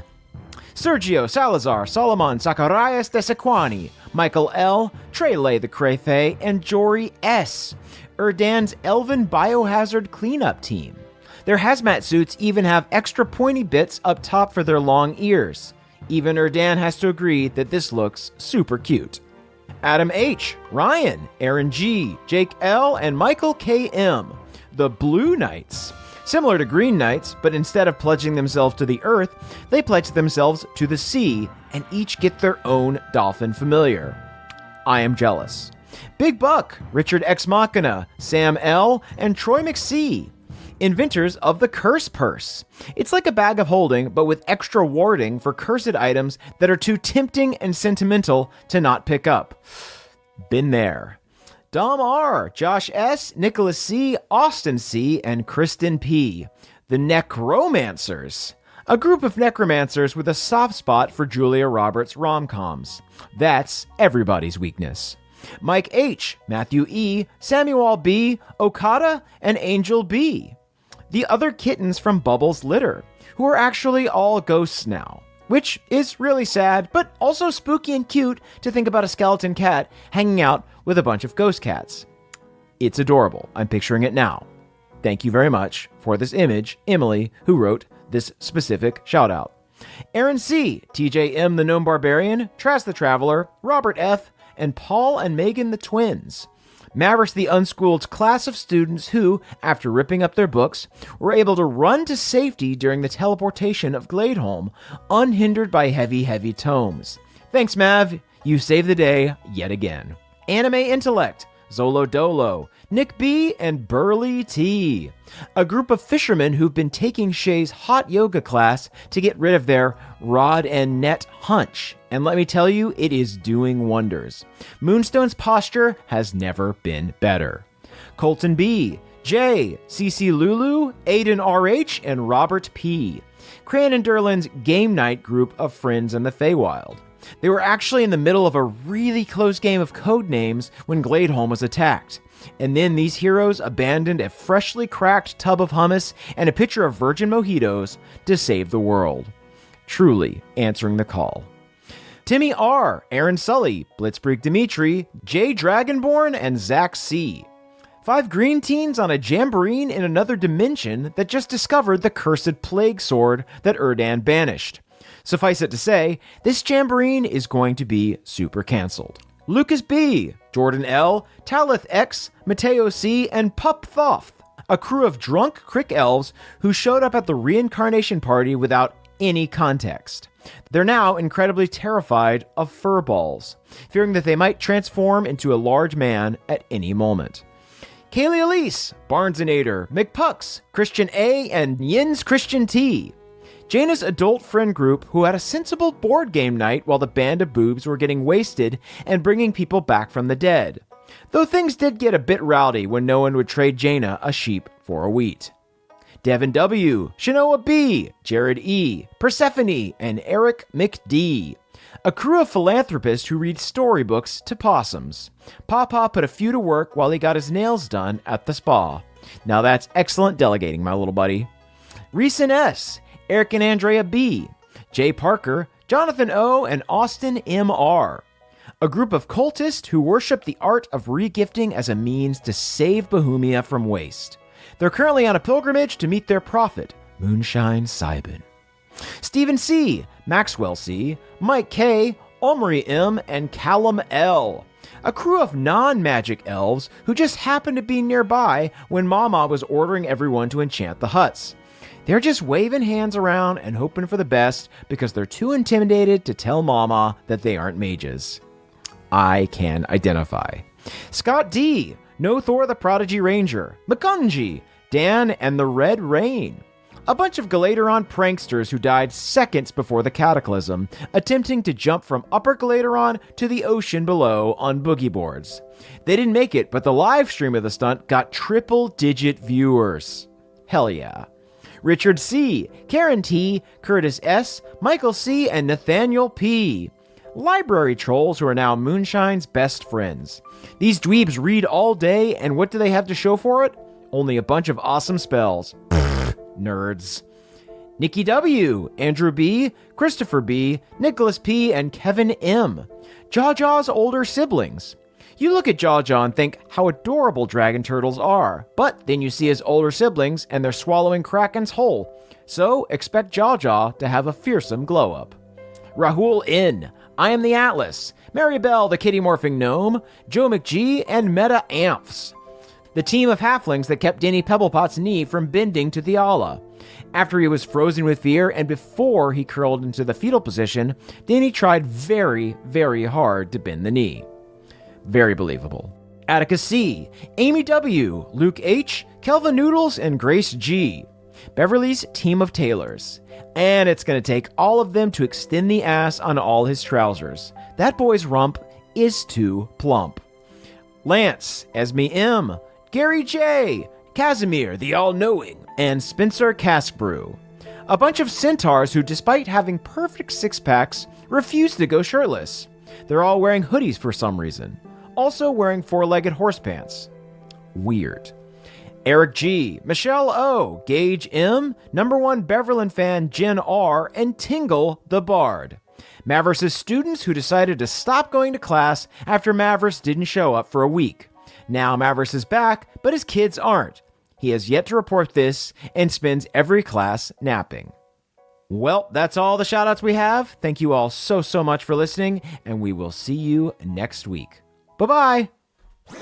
That was a HeadGum podcast.